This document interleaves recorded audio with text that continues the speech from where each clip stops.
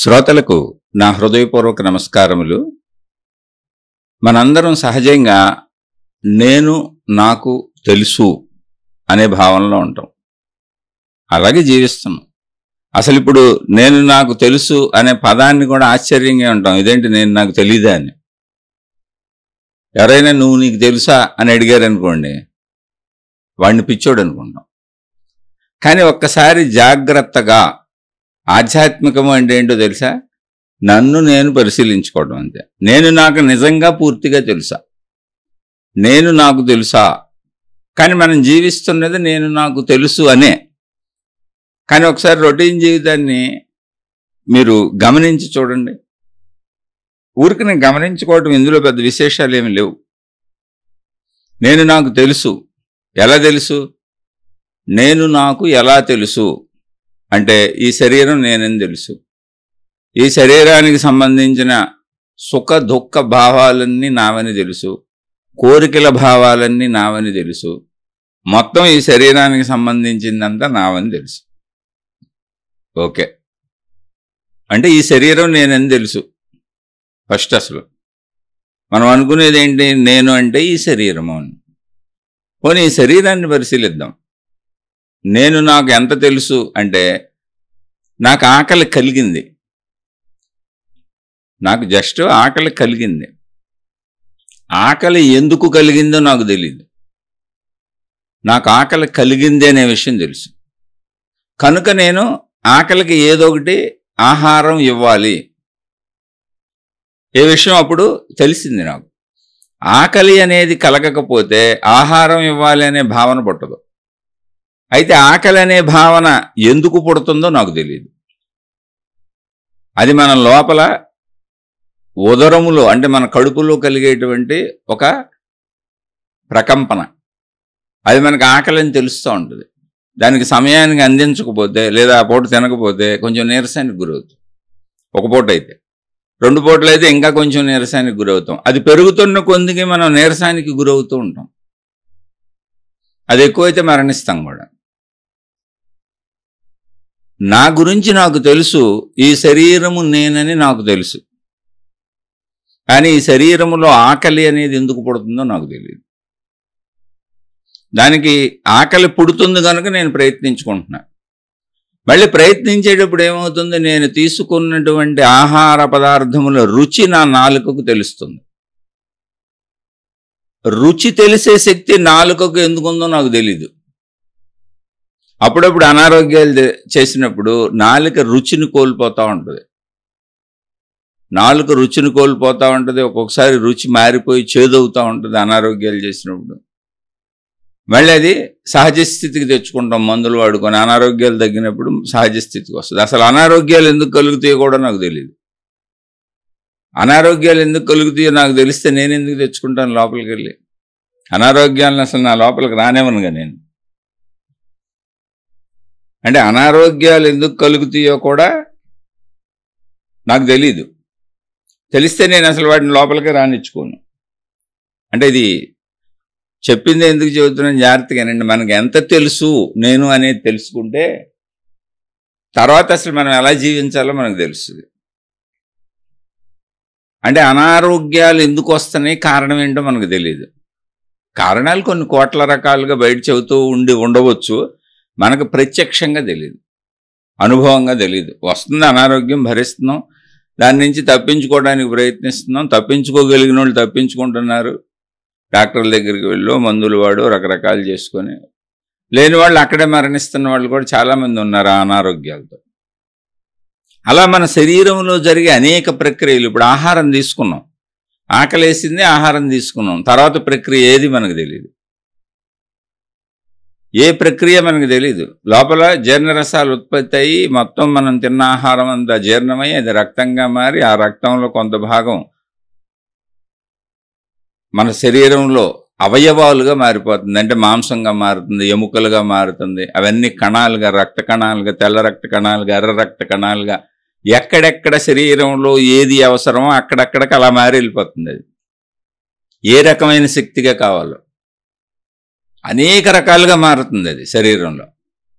మొత్తం శరీరం అందుకే పనిచేస్తుంది. కానీ ఇదంతా అసలు మనకు తెలీదు. శరీరం లోపల జరుగుతున్న ప్రాసెస్ శరీరం బయట మనం చేసే దాంతో పోల్చుకుంటే శరీరం లోపల జరుగుతున్నటువంటిది ఒక 100% అనుకుంటే అందులో 1%లో 1000 వంతు కూడా మనం బయట చేయట్లా.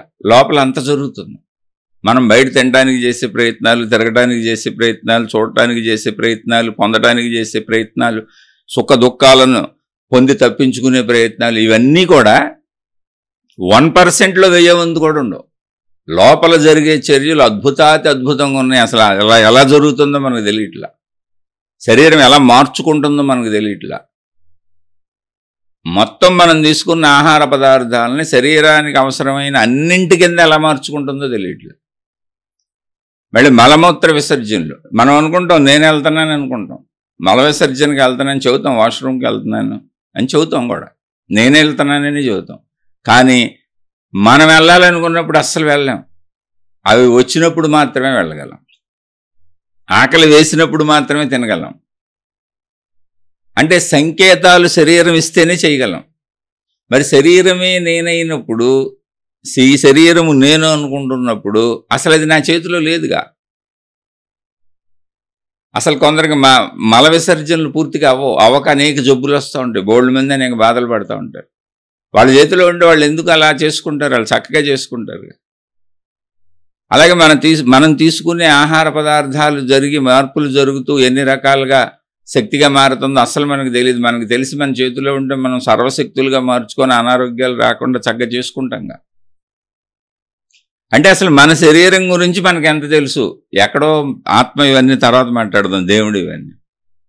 నేను అనుకునే ఈ శరీరం గురించి మనకి లోపల ఏ ప్రక్రియ తెలియదు. బయట చేసే ప్రక్రియలు కూడా మీరు గమనించి చూడండి. తలంపు పుట్టకపోతే ఏం చేయలేం మనం. మనలో ఆ తలంపు ఆలోచన పుట్టకపోతే ఏం చేయలేం. ఆలోచన పుడుతుంది. ఆలోచన పుట్టినాక ఈ ఆలోచన నాకు వచ్చింది అంటే ఆలోచన పుట్టినాకే తెలుస్తుంది. నాకు ఆలోచన పుట్టక ముందు నాకు తెలియదు అసలు. ఇది మిమ్మల్ని మీరు గమనించుకోవటం అంటే మీకు ఆధ్యాత్మికతలోకి వెళ్ళి మహాత్ములు చెబుతున్న ఆ ఆత్మజ్ఞానం అర్థం అవ్వాలంటే అసలు ముందు మీకు అర్థం అవ్వాలి. మీరు అంటే నేను, మీరు అందరం ఏంటి అసలు ఈ శరీరాన్ని పరిశీలించుకుంటే బోల్డ్ రహస్యాలు ఇందులోనే తెలుస్తాయి. దీని ద్వారానే కనుగొన్నారు మహాత్ములు. మొత్తం ఆత్మజ్ఞానం అయినా ఏదైనా దీని ద్వారా కనుగొనబడింది, ఈ శరీరం ద్వారా. మనకి ఆలోచన పుట్టకపోతే, తలంపు పుట్టకపోతే, భావం పుట్టకపోతే అసలు మనకి ఏ ఆలోచన మనం ఏమీ చేయలేం. అసలు కదలకే లేదు. బండరాయితో సమానం మనం. ఒక ఆలోచన పుట్టి మన కదిలిస్తుంది అంటే అసలు ఆలోచనలు ఎక్కడి నుంచి పుడుతున్నాయి? ఒకవేళ ఈ శరీరమే నేనైతే చాలామందికి ఇప్పుడు మన అందరికీ ఉన్న ప్రాబ్లం ఏంటో తెలుసా? నాకు కూడా ఉంది ఆ ప్రాబ్లం. ఆలోచనలు ఆపలేం. దాన్నే మనసు అంటాం. మనసును ఆపలేం. అది ఈడ్చుకెళ్ళిపోతూ ఉంటుంది. అదేంటి అంటే అలవాట్లు అయిపోయి మనసుకు లోబడి జీవించుకుంటూ వెళ్ళిపోతున్నాం. గ్రంథాలన్నింటిలో చెప్పబడతా ఉంటుంది. మనసును జయించాలి, మనసును అదుపు చేయాలి, మనసును కంట్రోల్లో పెట్టుకోవాలి.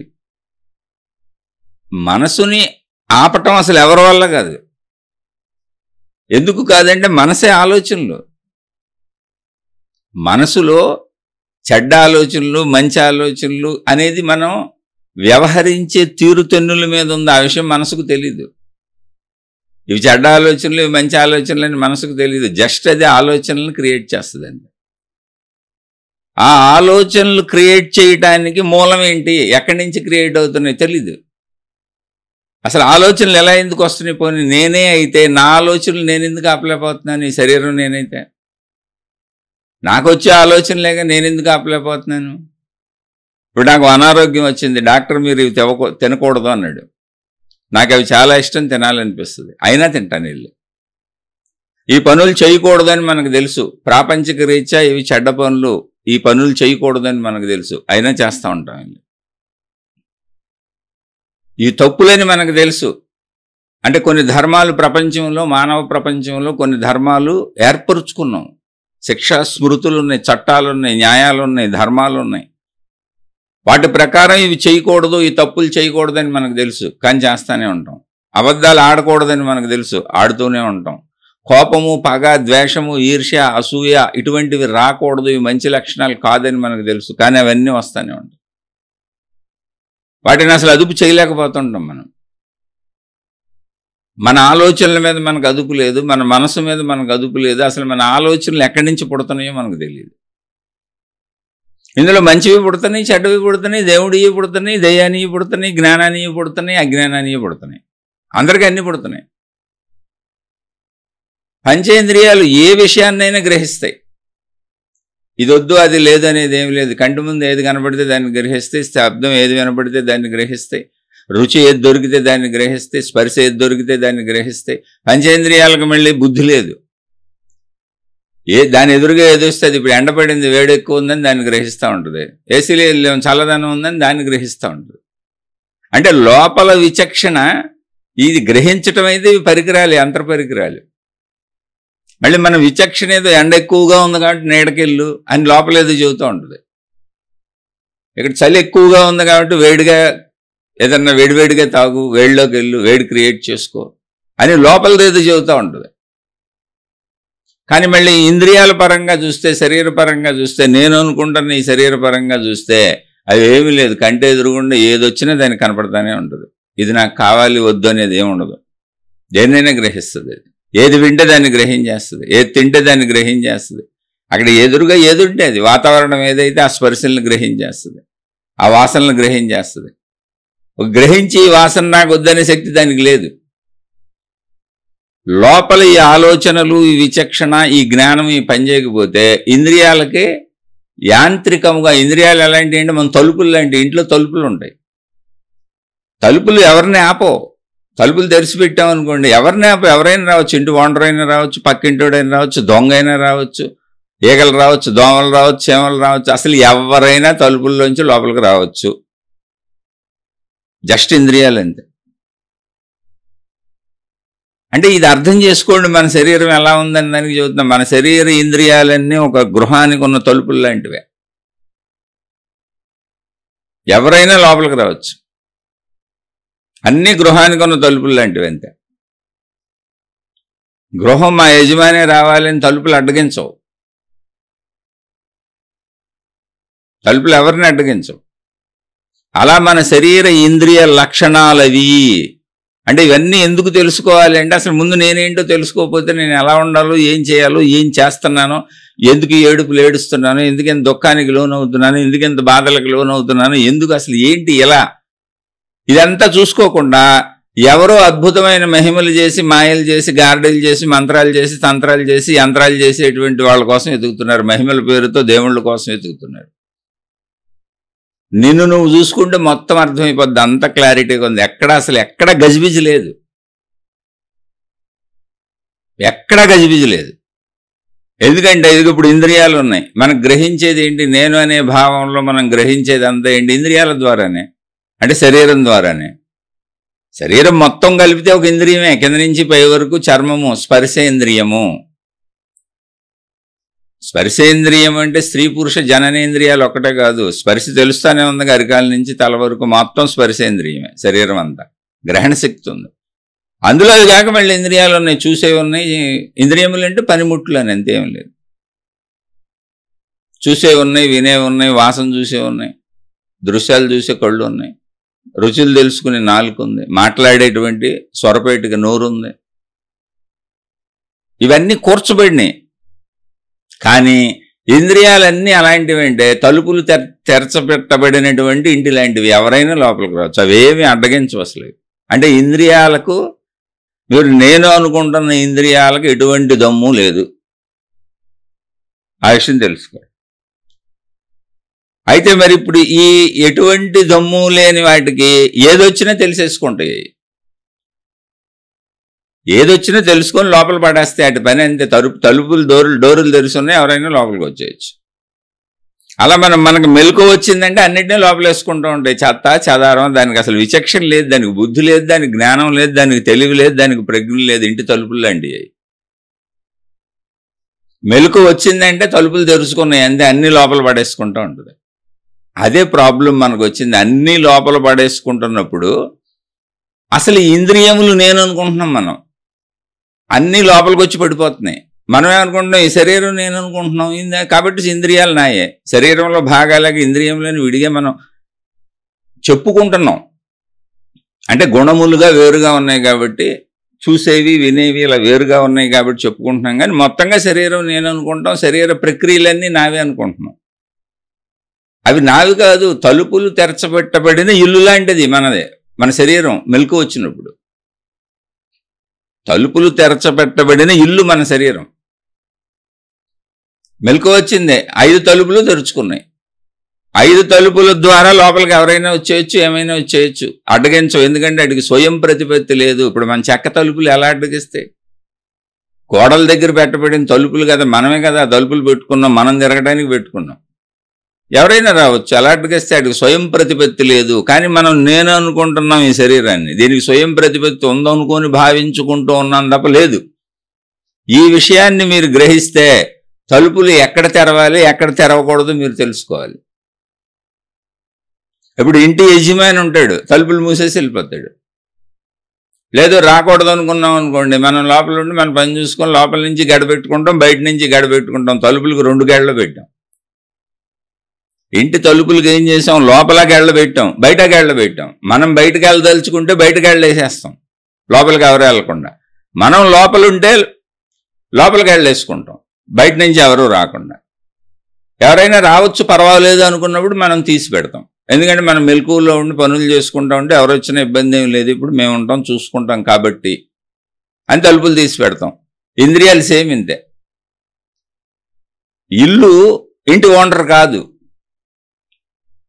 ఇల్లు ఇంటి ఓనర్ కాదు. మరి శరీరం ఏంటి? శరీరం అంతా కూడా ఇల్లే, ఇంద్రియాలన్నీ తలుపులే, వాటికి విచక్షణ లేదు. వాటికి విచక్షణ లేదు. ఇప్పుడు వేడి తగులుతుంది అన్నది వేడి తెలుస్తుంది శరీరానికి, కానీ వేడి తగులుతుంది అని తెలిసినాక వేడిలోంచి మనం పక్కకి వెళ్ళిపోవాలని లోపల నుంచి ఆలోచన పుట్టకపోతే అలాగే ఉండిపోతాం. ఆలోచన పుట్టాలి. ఈ వేడి తగులుతుంది అనేది లోపల ఇంకోటి గ్రహిస్తుంది. ఏది? ఈ చర్మం ద్వారా గ్రహించేది లోపల ఉంది. ఇంటి యజమాని లోపల ఉన్నాడు, ఇంటి యజమాని లోపల ఉన్నాడు. ఇల్లు వేరుగా, ఇంటి యజమానులు వేరుగా, ఇంట్లో మనుషులు వేరుగా ఉన్నట్టుగా ఇంట్లో మనుషులు ఇంటిని వాడుకుంటున్నారు. ఆ ఇంట్లో మనుషులు ఇంటిని వాడుకుంటున్నారు కనుక ఇంటికి అసలు ఏమీ తెలీదు. వాళ్ళు కట్టుకున్నారు ఇల్లు వాళ్ళు ఉండటానికి, వసతి కోసం. ఇంట్లోకి వీళ్ళు మా ఓనర్లో ఇళ్ళే రావాలి, మా ఓనర్ తాలూకా ఇళ్ళే రావాలి, వీళ్ళు రాకూడదు అనేది ఇంటికి తెలియదు, అది జడ పదార్థం. కానీ ఇంట్లో మనుషులు ఉన్నంతకాలం ఇల్లు సజీవమైనదే. దాన్ని అలంకరించుకుంటాం, దులుపుకుంటాం, చక్కగా పెట్టుకుంటాం. మీరు చూడండి, ఎవరు మనుషులు లేని చోట బూత్ బంగ్లాలు తయారవుతూ ఉంటాయి. దెయ్యాల కొంపలేని సినిమాలు కూడా తీస్తుంటారు. బూజులు పెట్టేసి క్రిమికీటకాదులు చేరిపోయి అక్కడ పాములు, గేములు, సాలీళ్ళు, కాపలు అన్నీ చేరిపోతాయి అందులో. చూడండి, అసలు మన ఇంట్లోనే 4 రోజులు సరిగ్గా శుభ్రంగా పెట్టుకోకపోతే చాలా పురుగులు వచ్చేస్తాయి. ఇంటికి సజీవత్వం ఎప్పుడు వచ్చిందంటే ఇంట్లో మనుషులు ఉన్నప్పుడు. అది ఇల్లు అని గుర్తింపబడింది. అలా గుర్తింపబడిన ఇల్లు లాంటి దేహాన్ని నేను అనుకుంటున్నాం మనం. జాగ్రత్తగా గమనించండి. ఒకవేళ అది నేనే అయితే మొత్తం నేను చెప్పినట్టు నా పద్ధతిలో నడవాలి కదా. మీరు చూడండి, అక్కడ కూడా మళ్ళీ నా పద్ధతిలో నడవట్లా. నేనేదో ఆలోచనలు పుట్టడం చేత దాన్ని ఇలా వద్దు అలా చేయి, అలా వద్దు ఇలా చేయి, ఇలా చెప్పగలుగుతాను తప్ప ఇప్పుడు దానికి ఏ అనారోగ్యం రాకుండా నేను చేయలేను. దాని ఎదుగుదలని, అంటే శరీరం మనం పుట్టిన కాడి నుంచి ఎదుగుతూ ఉంటుంది. ఆహార పదార్థాలు తింటూ ఉంటాం, తినపోతే కుదరదు, ఆకలేస్తూ ఉంటుంది. ఆకలేసింది కనుక తినాల్సి వస్తుంది, తినాలి కనుక ప్రయత్నించాల్సి వస్తుంది, ప్రయత్నించి మళ్ళీ డబ్బు సంపాదించాలి, ప్రయత్నించాలి కనుక అడ్డదిడ్డంగా ప్రయత్నించుకుంటూ ఉంటాం. ఆ అడ్డదిడ్డంగా ఎలా ప్రయత్నించి అడ్డదిడ్డంగా ఎలా తిన్నామో, అంటే ఎలా పొంది ఎలా తిన్నామో వాటికి మళ్ళీ అడ్డదిడ్డమైన కర్మలు వస్తాయి. తిరిగి కర్మ ఫలితాలు అనుభవిస్తూ ఉంటాం. మళ్ళీ అన్నీ చూసుకుంటే వెళ్ళండి. ఇందులో అసలు ఏది నువ్వు? ఇప్పుడు జాగ్రత్తగా గమనిస్తే శరీరము, ఇంద్రియాలు కాసేపు లోపల ఆలోచనలను పక్కన పెట్టేసి ఆలోచనలు వదిలేస్తే ఇంద్రియాలు డోర్లు లాంటి దేన్నైనా లోపలికి తెచ్చేస్తాయి. ఆ తెచ్చిన దాన్ని పట్టుకొని లోపలిది విచక్షణగా విషయం చెబితే అప్పుడు మళ్ళీ పనిచేస్తాయి తిరిగాయి. అంటే పని చేయిస్తుంది ఎవరు? మళ్ళీ ఇంద్రియాలని, లోపల నుంచి వచ్చిన ఆలోచనలు. ఇంద్రియాల ద్వారా గ్రహించబడిన విషయాలు ఏమైనా లోపలికి వెళ్ళినాయి. అంటే అసలు ఇంటి ఓనర్ లోపల ఉన్నాడు. ఇప్పుడు లోపల నుంచి బయటకు, ఇప్పుడు చూడండి, మనం ఇంట్లో ఉంటాం, ఇంట్లోంచి మనకు అవసరం ఉన్నప్పుడు బయటకు వెళ్తాం, వృత్తి వ్యాపార ఉద్యోగాల్లో పనుల్లో బయటకు వెళ్తాం. వెళ్ళేటప్పుడు ఇంటిని జాగ్రత్త చేసుకెళ్తాం, లేదా ఇంట్లో మనుషులు ఉంటే టాటా బై బై చెప్పి వెళ్తాం. మళ్ళీ ఇంట్లోకి వచ్చేస్తుంటాం, మళ్ళీ ఇంట్లోంచి వెళ్తుంటాం, మళ్ళీ ఇంట్లోకి వచ్చేస్తుంటాం, మళ్ళీ ఇంట్లోంచి వెళ్తుంటాం, మళ్ళీ ఇంట్లోకి వచ్చేస్తుంటాం. అందరికీ ఇదే, అద్దె కొంప అయినా సొంత కొంప అయినా కొంప అయితే ఇదే. కొంప ఉంటుంది అందరికీ, ఏదో ఒకటి కొంప ఉంటుంది. లేదో చెట్టు కింద ఉన్నోడికి ఆ చెట్టే కొంప, ఓ ప్లాట్ఫారం మీద బ్రిడ్జ్ కింద పడుకున్నోడికి బ్రిడ్జే కొంప. తిరిగి తిరిగి అక్కడికి వస్తాడు, ఎక్కడి నుంచే వెళ్తాడు. అలాగే మన లోపలిది శరీరాన్ని కదుపుతుంది. లోపలిది కదపకపోతే శరీరానికి అసలు ఎంటిటీ లేదు, శరీరం ఏం చేయలేదు. అంటే శరీరం ఇల్లు లాంటిదని మీకు బాగా అర్థం అవ్వాలని చెబుతున్నాను నేను. అప్పుడు కానీ మీకు శరీరం వేరు నేను వేరు అనేటువంటి ఒక విభజన తెలియాలి. తెలీదు, అది తెలియాలి. ముందు జ్ఞానపరంగా తెలిస్తే తర్వాత అనుభవపరంగా తెలిసే అవకాశం వస్తుంది. ఎప్పటికైనా సాధన చేయటం కుదురుతుంది. మనం ఇది నేనే అనుకొని మింగిలే వెళ్ళిపోతాం, ఎన్నో గ్రంథాలు చదువుతాం, ఎన్నో విషయాలు వింటాం. కానీ మనని మనం ఎంత ఎక్కువ పరిశీలించుకుంటే, అంత ఎక్కువ గమనించుకుంటే అసలు మనలోని రహస్యాలు ఎన్ని ఉన్నాయి. మహాత్ములంతా ఆత్మజ్ఞానాన్ని కనుక్కుంది, అనంత ఆత్మశక్తిని కనుక్కుంది ఏదైనా తమలోనే, బయట కాదు. అందుకని ముందు నేను అనుకుంటున్న దాన్ని పరిశీలించుకుందాం. ఈ నేననే ఇంటిలోకి ఇది కదిలి ఏదైనా లోపలికి తెచ్చుకోవాలి ఇంద్రియాలు అంటే, లోపల నుంచి ఒకటి ఇంద్రియాలను కదుపుతుంది. ఆలోచన పుట్టకపోతే అసలు కదలిక లేదు మనకి, ఆకలి పుట్టకపోతే అసలు కదలిక లేదు మనకి. అసలు పసిబిడ్డగా మనకి ఏ ఆలోచన లేకుండా అప్పుడే పుట్టిన పసిబిడ్డగా అమ్మ పక్కన ఉన్నప్పుడు లోపల కలిగిన స్పందన ఆకలి. ఆ ఆకలి ఏడుపనే కేక వేయించింది, స్పందన అక్కడ మొదలైంది మనకు. దానికోసం ప్రయత్నం మొదలైంది, ఆ ప్రయత్నానికి ఏదో అందించడం మొదలైంది. అప్పుడు తల్లి అందించింది, అయితే ప్రయత్నించాక ఏడుపు ప్రయత్నం. అప్పుడు చిన్నతనం అంతా ఏడుపు అనే ప్రయత్నం భాష. అది దానికి పేరు పెట్టాం, ఒకేలా ఉంటుంది కాబట్టి, ఇంకా అక్షర సమూహాలు కూర్చుకోలేదు కాబట్టి ఏడుపు అని పేరు పెట్టాం. అది పెద్ద అయినాక భాషలోకి వచ్చింది, భావం వచ్చింది. ఎదుగుతున్న కొద్దిగా జ్ఞానం దేశకాల పరిస్థితులను బట్టి భావ వ్యక్తీకరణకి భాషను ఉపయోగించుకుంటాం. అలా ఆలోచనలు పుడుతున్నాయి, అవి శరీరాన్ని కదిపి బయటకు పంపుతున్నాయి. అంటే లోపలది శరీరాన్ని వాడుకుంటుంది, బయటకు వెళ్ళి ఏదో చేసుకొచ్చేలా. మళ్ళీ బయట నుంచి గ్రహించిన దాన్ని లోపలదే తీసుకుంటుంది. కానీ మధ్యలో మనకి అనుభవిస్తున్నది నేనులా, శరీరం నేనులా అనిపిస్తుంది. ఇది కొంచెం జాగ్రత్తగా విశదంగా 1కి 10 సార్లు 100 సార్లు 1000 సార్లు 1,00,000 సార్లు ఆలోచించుకు పట్టుకోవాలి. లేకపోతే అది కలిసిపోయినట్టే ఉంది. ఇప్పుడు ఆ విడితనం మనకు తెలియదు. ఆ విడితనం తెలిసే వరకు అసలు ఆత్మజ్ఞానం అర్థమే కాదు, అనుభవమే కాదు. అందుకే చాలామంది మహిమలని, మాయలని, ఈ మతాలని, మార్గాలని, దేవుళ్ళని ఇలా రకరకాలు క్రియేట్ చేసుకు వెళ్ళిపోతూ ఉంటారు. ఎందుకంటే తనకు అర్థం అవ్వలేదు, అంటే నాకు అర్థం అవ్వలేదు, కానీ నాకు భిన్నంగా ఏదో బోల్డ్ జరిగిపోతుంది, నేను కోరుకున్నవన్నీ జరగట్లేదు, నాకు ఇబ్బందులు వస్తున్నాయి, బాధలు వస్తున్నాయి, కష్టాలు వస్తున్నాయి, నాకే అనారోగ్యాలు వస్తున్నాయి, నాకే మరణం వస్తుంది, నాకే నా ఇంట్లో బోల్డ్ ఇబ్బందులు జరుగుతున్నాయి, నాకు నా కుటుంబ సభ్యులకి. ఈ బాధల నుంచి ఎలా తప్పించుకోవాలో నాకు తెలియట్లేదు. నేను మొత్తంగా ఈ శరీరం అనుకుంటున్నాను, కాబట్టి నాకు ఎవరో రక్షకుడు కావాలని ఎత్తుక్కుంటున్నాను. ఆ రక్షకుడు తాడు కావచ్చు, తాయెత్తు కావచ్చు, ఎవరి నమ్మకాలను బట్టి అది. ఎందుకంటే రక్షకుడు కావాలని ఎప్పుడైతే అనిపించిందో, ఒక భయం రక్షకుడిని కోరుకుంది. ఎప్పుడైతే భయం రక్షకుడిని కోరుకుందో, ఇక ఉన్న సమస్తాన్ని నమ్ముతావు, నీకు ఎదురుబడిన అన్నిటినీ. దానికి దేవుడు తయారయ్యాడు. దేవుడు అనేటువంటి ఒక ఆకృతి వచ్చింది, మతాలు వచ్చినాయి, మార్గాలు వచ్చినాయి, ఆచారాలు వచ్చినాయి, సాంప్రదాయాలు వచ్చినాయి, పద్ధతులు వచ్చినాయి, విధానాలు వచ్చినాయి, అర్చనలు వచ్చినాయి, ఆరాధనలు వచ్చినాయి. ఎవరి మత సాంప్రదాయాల ప్రకారం వాళ్ళు తయారు చేసుకుంటూ వెళ్ళిపోయారు. ఇవన్నీ మానవ కల్పితాలే. వీటన్నింటికి మూలాధారం భయం. భయానికి మూలాధారం నేనెవరో నాకు తెలియకపోవటం. నేను ఈ శరీరం అనుకుంటున్నాను, కానీ శరీరం దానంతటది ఎదుగుతూ వెళ్ళిపోతుంది. నేను లావ్ అవ్వద్దు అనుకుంటున్నాను, కానీ అది లావ్ అవుతూనే ఉంది. నేను సన్నబడకూడదు, కొంచెం లావ్ అవ్వాలనుకుంటున్నాను, కానీ అది సన్నగానే ఉంటుంది.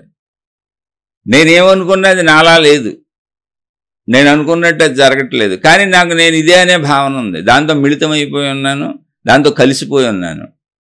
కొంచెం జాగ్రత్తగా గమనించగలిగితే మాత్రం అర్థమవుతుంది, లోపల ఉన్నది ఆలోచన రూపంలో కదిలి భావ రూపంలో కదిలి ఈ శరీరాన్ని కదుపుతుందని. కొంచెం ఆలోచించకపోతే అది అర్థం కావట్లేదు. ఆ కొంచెం ఆలోచించడం మొదలు పెట్టాలి ఇప్పుడు. అది ఆధ్యాత్మికత. లోపల ఉన్నదానికి శరీరానికి విభజన రేఖ తెలియాలి. అక్కడ ఒక చిన్న విభజన రేఖ ఉంది. మీరు గాఢ నిద్రలోకి వెళ్ళినప్పుడు శరీరాన్ని కదిపేది ఏమి లేదు. అక్కడ శరీరం కదలటం లేదు, శరీరాన్ని కదిపేది లేదు. అలానే నేను చనిపోలేదు. చిత్రమైనటువంటి స్థితి అలవాటైపోయింది కాబట్టి దాన్ని పట్టించుకోవట్లేదు మనం. నేను నిద్రపోయాను అంటే నాకేమీ తెలియదు. నేను అనుకుంటున్న నా శరీరం నిద్రపోయింది, నేనే నిద్రపోయింది. అందుకని నేను నిద్రపోయానంటాను లేచి. చిత్రం కదా. నేను నిద్రపోయానని నిద్రపోయినోడు ఎలా చెబుతాడు? ఇప్పుడు నేను చచ్చిపోయానని చచ్చిపోయినోడు చెప్పట్లేదుగా. నేను నిద్రపోయాను అనేది నిద్రపోయిన వాడు చెప్పేది రైటే అయితే, సత్యమే అయితే, నేను చనిపోయాను అని చనిపోయిన వాళ్ళు కూడా చెప్పాలి. ఎలా చెబుతాడు? చెప్పట్లేదుగా. నేను నిద్రపోయాను అని మెలుకొని చెబుతున్నాడు, నేను చనిపోయినా అన్నవాడు ఇక మెలుకోవటమే లేదు. అంటే నేను నిద్రపోయాను అని నాకు అనిపిస్తుంది. ఎప్పుడు మెలుకు వచ్చినాక చెబుతున్నాను. నేను నిద్రలో చెప్పలేను మళ్ళీ ఆ విషయాన్ని, నిద్రపోతున్నప్పుడు చెప్పలేను. మరి నేను అనుకుంటున్నది ఏంటి? నా శరీరం నిద్రపోయిందిగా. ఇప్పుడు లోపలుండి శరీరాన్ని కదుపుతూ వాడుకుంటుంది ఒకటని చెప్పామే, బయటకు పంపించి శరీరంతో పనులు చేయించి ఆ అనుభవాలను తెచ్చి మళ్ళీ లోపల వేసుకుంటుంది లోపలని చెప్పామే ఒకటే. అది కూడా నిద్రపోయింది. ఇంటి ఓనర్ నిద్రపోయింది. ఇప్పుడు ఈ ఇల్లు నిద్రపోయింది, ఇంటి ఓనరు నిద్రపోయింది. ఇదేంటి? ఇల్లు నిద్రపోతే ఇంటి ఓనరు నిద్రపోతే ఓకే, బాగానే ఉంది. మరి నిద్రలు ఇప్పుడు ఆ ఇంటిని, నిద్రపోతున్నటువంటి ఇంటిని, నిద్రపోతున్నటువంటి ఓనర్ని బతికుంచింది ఎవరు? ఇద్దరు నిద్రపోతే ఏమి ఉండకూడదుగా అక్కడ. కానీ శరీరం అక్కడ ఉంది, అది బతికే ఉంది, ఊపిరి పీల్చుకుంటుంది, ఆటోమేటిక్గా గుండు కొట్టుకుంటుంది. లోపల బతికి ఉండటానికి అవసరమైనటువంటి శారీరక ప్రక్రియలన్నీ జరుగుతూనే ఉన్నాయి. ఆ జరిపిస్తున్నది ఎవరు? ఆ జరిపిస్తున్నది ఎవరు అంటే ఇప్పుడు మళ్ళీ లోపలుండి ఇంటితో, అంటే ఈ శరీరం అనే ఇంటితో ఇంద్రియముల ద్వారా ఇంటిని కదిపి బయటికి పంపించి పనులు చేయించి ప్రయత్నాలు చేయించి ఇది కావాలి అది కావాలని పరుగులు పెట్టించి ఆ విషయాలను తెచ్చుకొని శరీరము ద్వారా అనుభవించి ఆ అనుభవాలను లోపల దాచుకుంటున్నటువంటి ఇంటి ఓనర్ కూడా నిద్రపోయాడు. అంటే ఇప్పుడు ఇంటి ఓనర్ కూడా అసలు ఓనర్ కాదనమాట. అంటే ఇప్పుడు ఇంటి ఓనర్ కూడా కాదు మనం. ఇప్పుడు మనం ఒక ఇల్లు కొనుక్కున్నాం, ఓ రిజిస్ట్రేషన్ ఏం చేస్తాం? ఇల్లు కొనుక్కోవడం అంటే ఒక స్థలంలో ఒక స్థలం కొనుక్కొని అది మన పేరు రిజిస్టర్ చేసుకొని అందులో ఇల్లు కట్టుకున్నాం. ఇప్పుడు ఈ స్థలము, ఆ స్థలంలో కట్టబడిన ఇల్లు ఎవరి పేరున ఉందో వాళ్ళు ఇంటి ఓనరు. ఇంతకుముందు ఆ స్థలం ఎవరి పేరున ఉంది? ఎవరి పేరున ఉంది? ఎవరి దగ్గర నుంచో మనం కొనుక్కున్నాం. మన తర్వాత ఏమవుతుంది? ఇంకెవరికి వెళ్తుంది. మన తర్వాత ఇంకెవరికి వెళ్తుంది. అయితే ఇలా ఎంతోమందికి అది మారుతూ ఉంటుంది. వాళ్ళ తర్వాత ఎంతమంది తర్వాత మరి మన దగ్గరికి వచ్చిందో ఇప్పుడు ఈ ఇల్లు అనేది. అయితే ఈ ఇంటికి ఉన్నటువంటి ఆధారమైన స్థలం మారిందా? ఓనర్షిప్లు పేర్లు మారుతున్నాయి. అక్కడ రిజిస్టర్ ఆఫీసులో స్థలం అలాగే ఉంది, అదే స్థలం. కావాలంటే ఇల్లు పాత పడిపోతే మళ్ళీ ఆ ఇల్లు పడగొట్టి కొత్త ఇల్లు కట్టుకుంటూ ఉంటారు, కానీ స్థలం మారదు. ఇల్లు కూడా మారుతూ ఉంటుంది. స్థలం మారదు, ఇల్లు మారుతూ ఉంటుంది. స్థలం స్థిరంగా ఉంటుంది. స్థలం ఎప్పటికీ స్థిరంగానే ఉంటుంది. అలా మనలో ఏదో ఒక స్థిరత్వం ఉంది.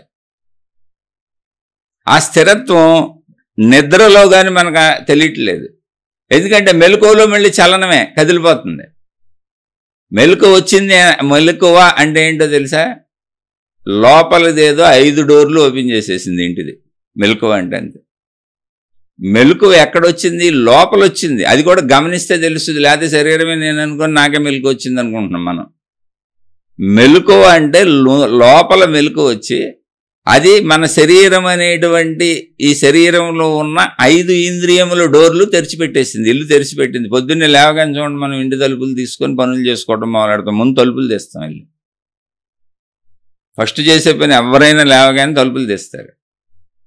మెలకువ అంటే ముందేం చేస్తుందంటే తలుపులన్నీ ఓపెన్ చేసింది.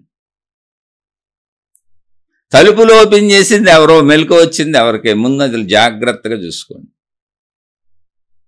ముందు మిమ్మల్ని మీరు తెలుసుకోండి. నేను నాకు తెలుసు, సంపూర్ణంగా తెలుసుకోవాలి.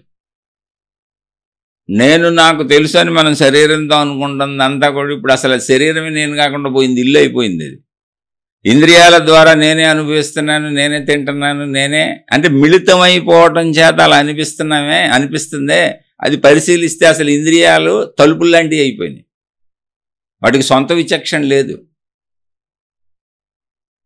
వాటికి సొంత విచక్షణ లేదు. లోపల ఆలోచన పుట్టకపోతే నేను తినాలేను, చేయలేను, ఏమీ చేయలేను. అంటే లోపల పుడుతున్నదే నా చేత అన్నీ చేయిస్తుంది. మళ్ళీ నేను చేసినవన్నీ లోపలికి వెళ్ళి స్థిరపడుతున్నాయి. ఇంద్రియాల్లో ఉంటారు అవి, లోపల స్థిరపడుతున్నాయి.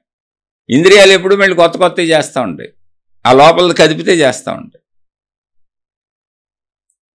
అంటే ఇంటి ఓనరు లోపల ఉన్నాడు అనుకుంటే నిద్రలో ఆ ఓనర్ కూడా నిద్రపోతున్నాడు. ఆ ఓనర్కి కూడా ఎరుకలేదు. ఇల్లు నిద్రపోయింది, ఇంటి ఓనరు నిద్రపోయాడు. మనం చూడండి, ఇల్లు తలుపులు గళ్ళేసుకొని మనం కూడా పడుకుంటాం. మామూలుగా ఇంట్లో ఏం చేస్తాం, తలుపులు గళ్ళేసేసుకుంటాం. రాత్రికి చక్కగా మనం నిద్రపోతాం. తలుపులు గళ్ళేస్తే ఇంక ఇల్లు నిద్రపోయినట్టే. మనం నిద్రపోతే ఇల్లు నిద్రపోయినట్టే, మనం లెగిస్తే ఇల్లు వేసినట్టే. దానికి నిద్రపోవటం లేదు, మెలకువలేదు. కానీ శరీరపరంగా లోపలిది ఎప్పుడైతే కదపట్లేదో మన శరీరము నిద్రపోయింది. ముందు మన శరీరం నిద్రపోతుంది. ఇక్కడ ఇది ప్రకృతి ఏర్పాటు. తర్వాత శరీరపు ఓనర్, శరీరాన్ని కదిపే ఓనర్ ఎవడున్నాడో వాడు నిదానంగా నిద్రపోతున్నాడు. శరీరం ముందు నిద్రపోయింది. అందుకే స్వప్న లోకాల్లో తిరుగుతాం. రాత్రి పడుకునే ముందు స్వప్నాలు వస్తాయి, తెల్లవారు లేచే ముందు స్వప్నాలు వస్తాయి. అంటే మెలకువ ముందు లోపల వచ్చింది, ఓనర్ గారికి వచ్చింది, శరీరాన్ని కదిపే ఓనర్ గారికి వచ్చింది. ఓనర్ గారు లేచారంటే ఇంక తలుపులన్నీ తీసిపెట్టేశారని అర్థం. 5 ఇంద్రియ తలుపులు తెరవబడినాయి. ఇక అక్కడి నుంచి ఇంక మొదలు జీవితం. పొద్దున్నే లేవగానే ఇంక 5 ఇంద్రియాలు మొదలు. గుణం వచ్చేసింది, స్వభావం వచ్చేసింది, అన్నీ వ్యక్తీకరించుకుంటూ తిరిగేస్తుంటాం. అయితే శరీరంతో మిళితమైపోయి ఉన్నాం కనుక శరీరం నేను అనుకొని ఉంటాం. మీరు జాగ్రత్తగా ఈ స్థితులను గమనిస్తే విభజన రేఖలు తెలుస్తూ ఉంటాయి. లోపలిది శరీరాన్ని కదపకపోతే నేను కదలలేను. లోపల నుంచి భావం పుట్టకపోతే నేనేం చేయలేను. నేను చేసిందంతా మళ్ళీ గ్రహించండి, లోపల గుర్తుగా ఉంది నాకు. మీకు గుర్తు ఎక్కడ ఉంది చెప్పండి. ఇప్పుడు మీరు అలా కళ్ళు మూసుకు కూర్చోండి. మీ నాన్నగారు ఎక్కడ గుర్తుగా ఉన్నారు? మీ తాతగారో, ముత్తాతగారో, అమ్మమ్మ గారో, నానమ్మ గారో చనిపోయిన వాళ్ళని ఒకసారి గుర్తు చేసుకోండి. వాళ్ళు లేరుగా ఇప్పుడు. వాళ్ళు ఎక్కడ గుర్తున్నారు? మీరు ఎక్కడెక్కడో తిరిగి వచ్చినటువంటి దూర ప్రాంతాల ఊళ్ళు, దేశ విదేశాలు, లేదా ఇక్కడే దూర ప్రాంతాల ఊళ్ళు, మనుషులు, ప్రదేశాలు ఒకసారి గుర్తు చేసుకోండి. మీరు చూసినవన్నీ ఎక్కడ గుర్తున్నాయి? లోపల గుర్తున్నాయి. ఇప్పుడు ఇంద్రియాలు చూడట్లా ఆ దృశ్యాలని. ఇప్పుడు ఇంద్రియాలు వాటిని అనుభవించట్లా, కానీ లోపలే గుర్తున్నాయి. అంటే లోపల వాడు అన్నిటినీ గుర్తుపెట్టుకుంటున్నాడు. ఆ లోపలి వాడు ఆ గుర్తుపెట్టుకున్న విషయాలలోంచి కొన్నిటిని తీసి శరీరాన్ని కదిపి వెళ్ళి మళ్ళీ ఆ పని చేసుకురా పోమంటున్నాడు. అంటే శరీరం వెళ్ళి ఆ పని చేసుకొస్తుంది. అంటే లోపల వాడి ఆజ్ఞల ప్రకారం శరీరం నడుస్తుంది. ఇప్పుడు నిద్రలో ఏమైంది? వాడు ఓనర్ అనుకున్నాం కదా మనం. ఇప్పుడు ఆ లోపల వాడు ఓనరు శరీరాన్ని కదుపుతున్నాడు. శరీరం ఇల్లు లాంటిది. ఇల్లు తలుపులు ఓపెన్ అవుతాయి మెలకువతో. నిద్రపోవాలనుకున్నప్పుడు ఆ ఇంటి తలుపులు వేసేసి పడుకున్నాక కాసేపు ఓనర్ మేలుకొని ఉంటాడు. మనం కూడా చూడండి, మన ఇంటి తలుపులే కానీ మనకేం నిద్ర రాదు, వచ్చి మంచం మీద పడుకొని డొలుతాం కాసేపు. అలాగే ఈ శరీరపు ఇంద్రియములు తలుపులు వేసేసి పడుకుందాం అనుకున్నప్పుడు శరీరం పడుకుండిపోయింది, ఓనర్ గారు డొల్లుతూ ఉంటాడు కాసేపు. అదే స్వప్నలోకం. మళ్ళీ మెలకు ముందు ఎవరికి వస్తుంది? మనకు వస్తుంది. తలుపులు ఎప్పుడు తీస్తాం? ఇంట్లో ముందు మనం మేలుకున్నాక బయట తలుపులు తీస్తాం, ఇంటి తలుపులు తీస్తాం, తలుపులు కిటికీలు అన్నీ తీస్తాం. ముందు మెలకు మనకు వస్తుంది ఇంట్లో. సేమ్ అలాగే ఓనర్ గారికి మెలకు వచ్చింది, ఎప్పుడు లేచే తలుపులు కిటికీలు అన్నీ తీస్తాడు ఇంద్రియాలే. స్త్రీలైతే స్త్రీలు, పురుషులైతే పురుషులు. విషయం అర్థం చేసుకోండి. అయితే ఇంకొంచెం జాగ్రత్తగా గమనిస్తే ఇక్కడ విభజన రేఖ తెలుస్తుంది. ఏంటి? జాగ్రత్తగా గమనిస్తే శరీరాన్ని నడిపేవాడు లోపల ఉన్నాడు. శరీరం వాడు లేకపోతే పనికిరాంది, కానీ మనం కలిపేసుకొని ఉన్నాం. ఆ విభజన రేఖని పట్టుకొని విభజించాలి. దాన్ని భావంలో విభజిస్తారా, ఆలోచనలో విభజిస్తారా, దాన్ని ఎలా పట్టుకుంటారు? అదే సాధన, అదే ధ్యానం, అదే తపస్సు. అది విభజించగలిగిన వాళ్ళు ధ్యాన అంటే ధ్యానం అని అందరూ పేర్లు పెట్టారు. మరి ధ్యానాల్లో వేల రకాలు ఉన్నాయి. జస్టూరిని కూర్చొని శరీరాన్ని మనసుని గమనించుకోవటం, అంతే. ఆలోచనలను భావాలను గమనించుకోవటం. అది అలా గమనిక మొదలయ్యి, అంటే ఈ జ్ఞానంతో ఇది వేరు ఇది వేరు అనే జ్ఞానంతో మొదలవ్వాలి. మొదలైతే మీకు ఖచ్చితంగా లోపలిది శరీరము వేరువేరుగా అనుభవం అవుతాయి, దర్శనం అవుతాయి. దర్శనం అవుతుందంటే కనపడతామని కాదు, స్పష్టమైన అనుభవం అవుతుంది. అప్పుడు కానీ ఆత్మజ్ఞానం రాదు.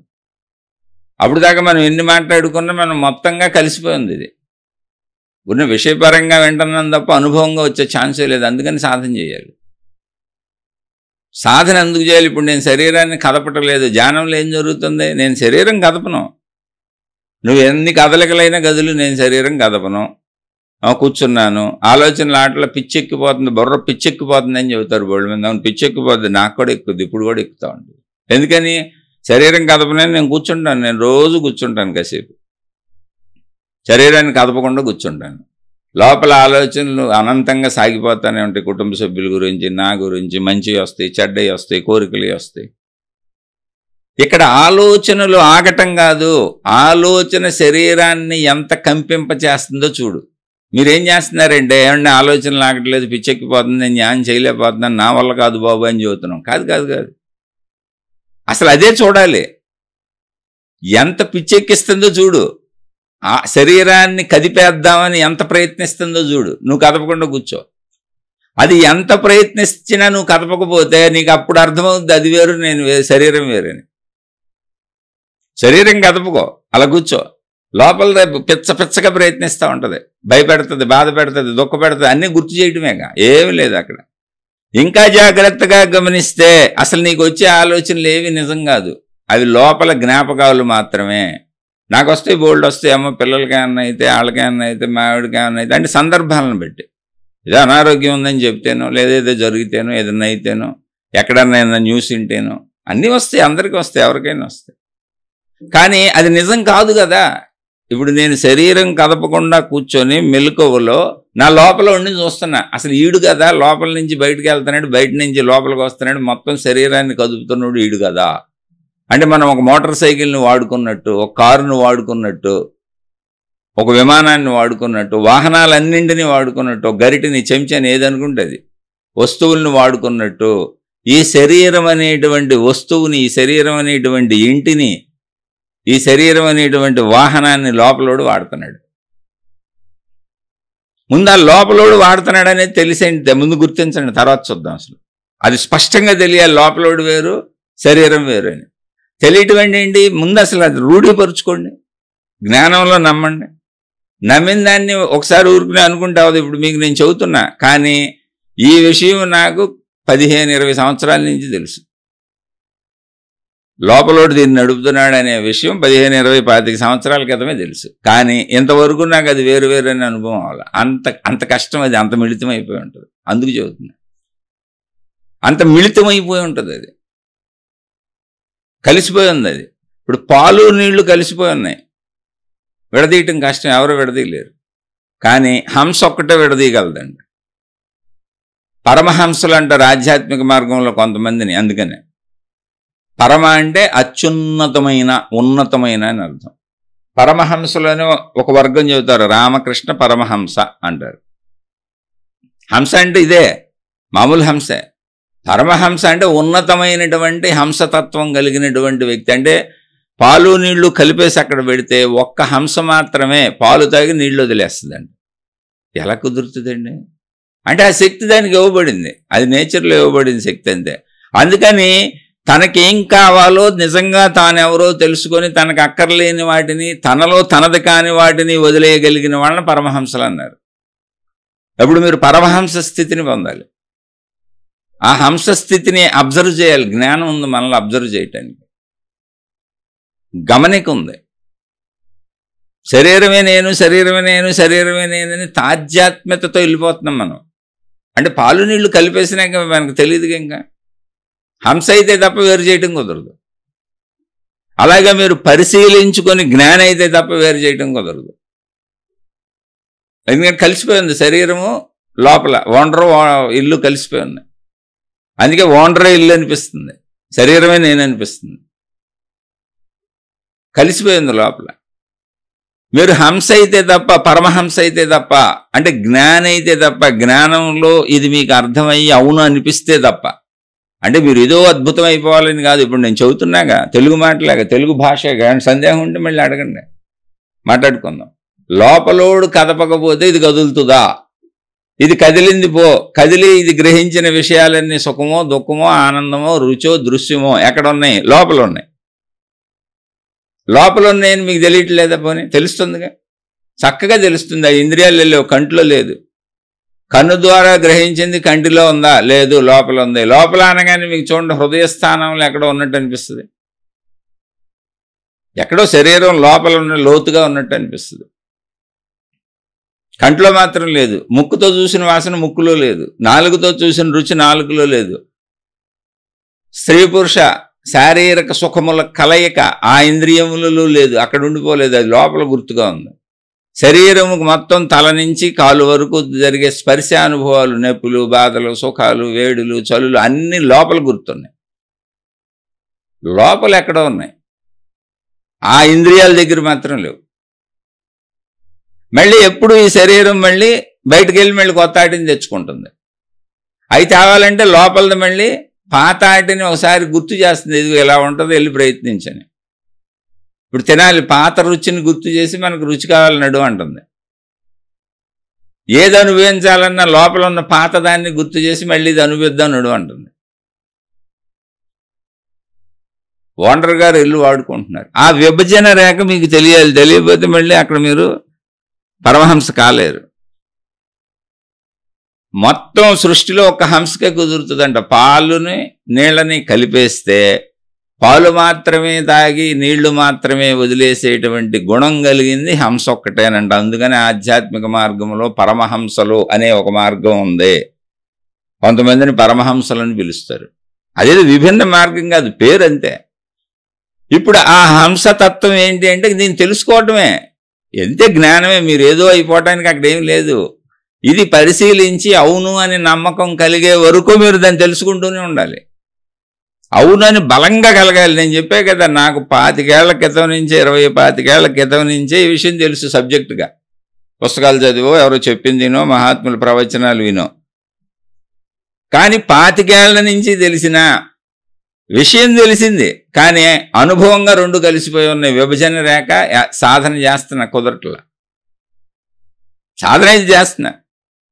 అయితే సాధన ఏంటి అంటే ముందు ఇది గమనించి, అసలు ఈ శరీరాన్ని లోపల యజమాని ఇంకొకడు ఉన్నాడు, వాడు వాడుకుంటున్నాడు.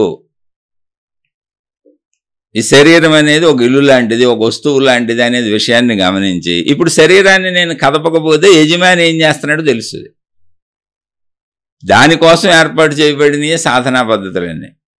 ఇప్పుడు శరీరాన్ని కదపకుండా కూర్చొని యజమాని ఏం చేస్తున్నాడో చేయాలి, చూడాలంటే ఏం చేయాలి? నేను లోపల కదలికలు ఏంటో చూడాలి. అవి చూడకుండా నేను నామజపమో మంత్రజపమో ఇంకోటో అంటే నేను వాటిని కించిపరచటలా. మీరు ఏదైనా చేయండి, మీ మత సాంప్రదాయం, ఆచారం, పద్ధతి, విధానం ఏది చేసినా మళ్ళీ మీరు లోపలున్నోడితో శరీరంతో పని చేయించినట్టే పని చేయిస్తున్నారు తప్ప లోపలున్నోడు ఎవరో చూడలేదుగా, అసలు యజమానిని చూడలేదుగా. అక్కడ క్రియ జరుగుతుంది, కర్మకాండ జరుగుతుంది. కాదు జరగాల్సింది అది కాదు, యజమానిని చూడాలి.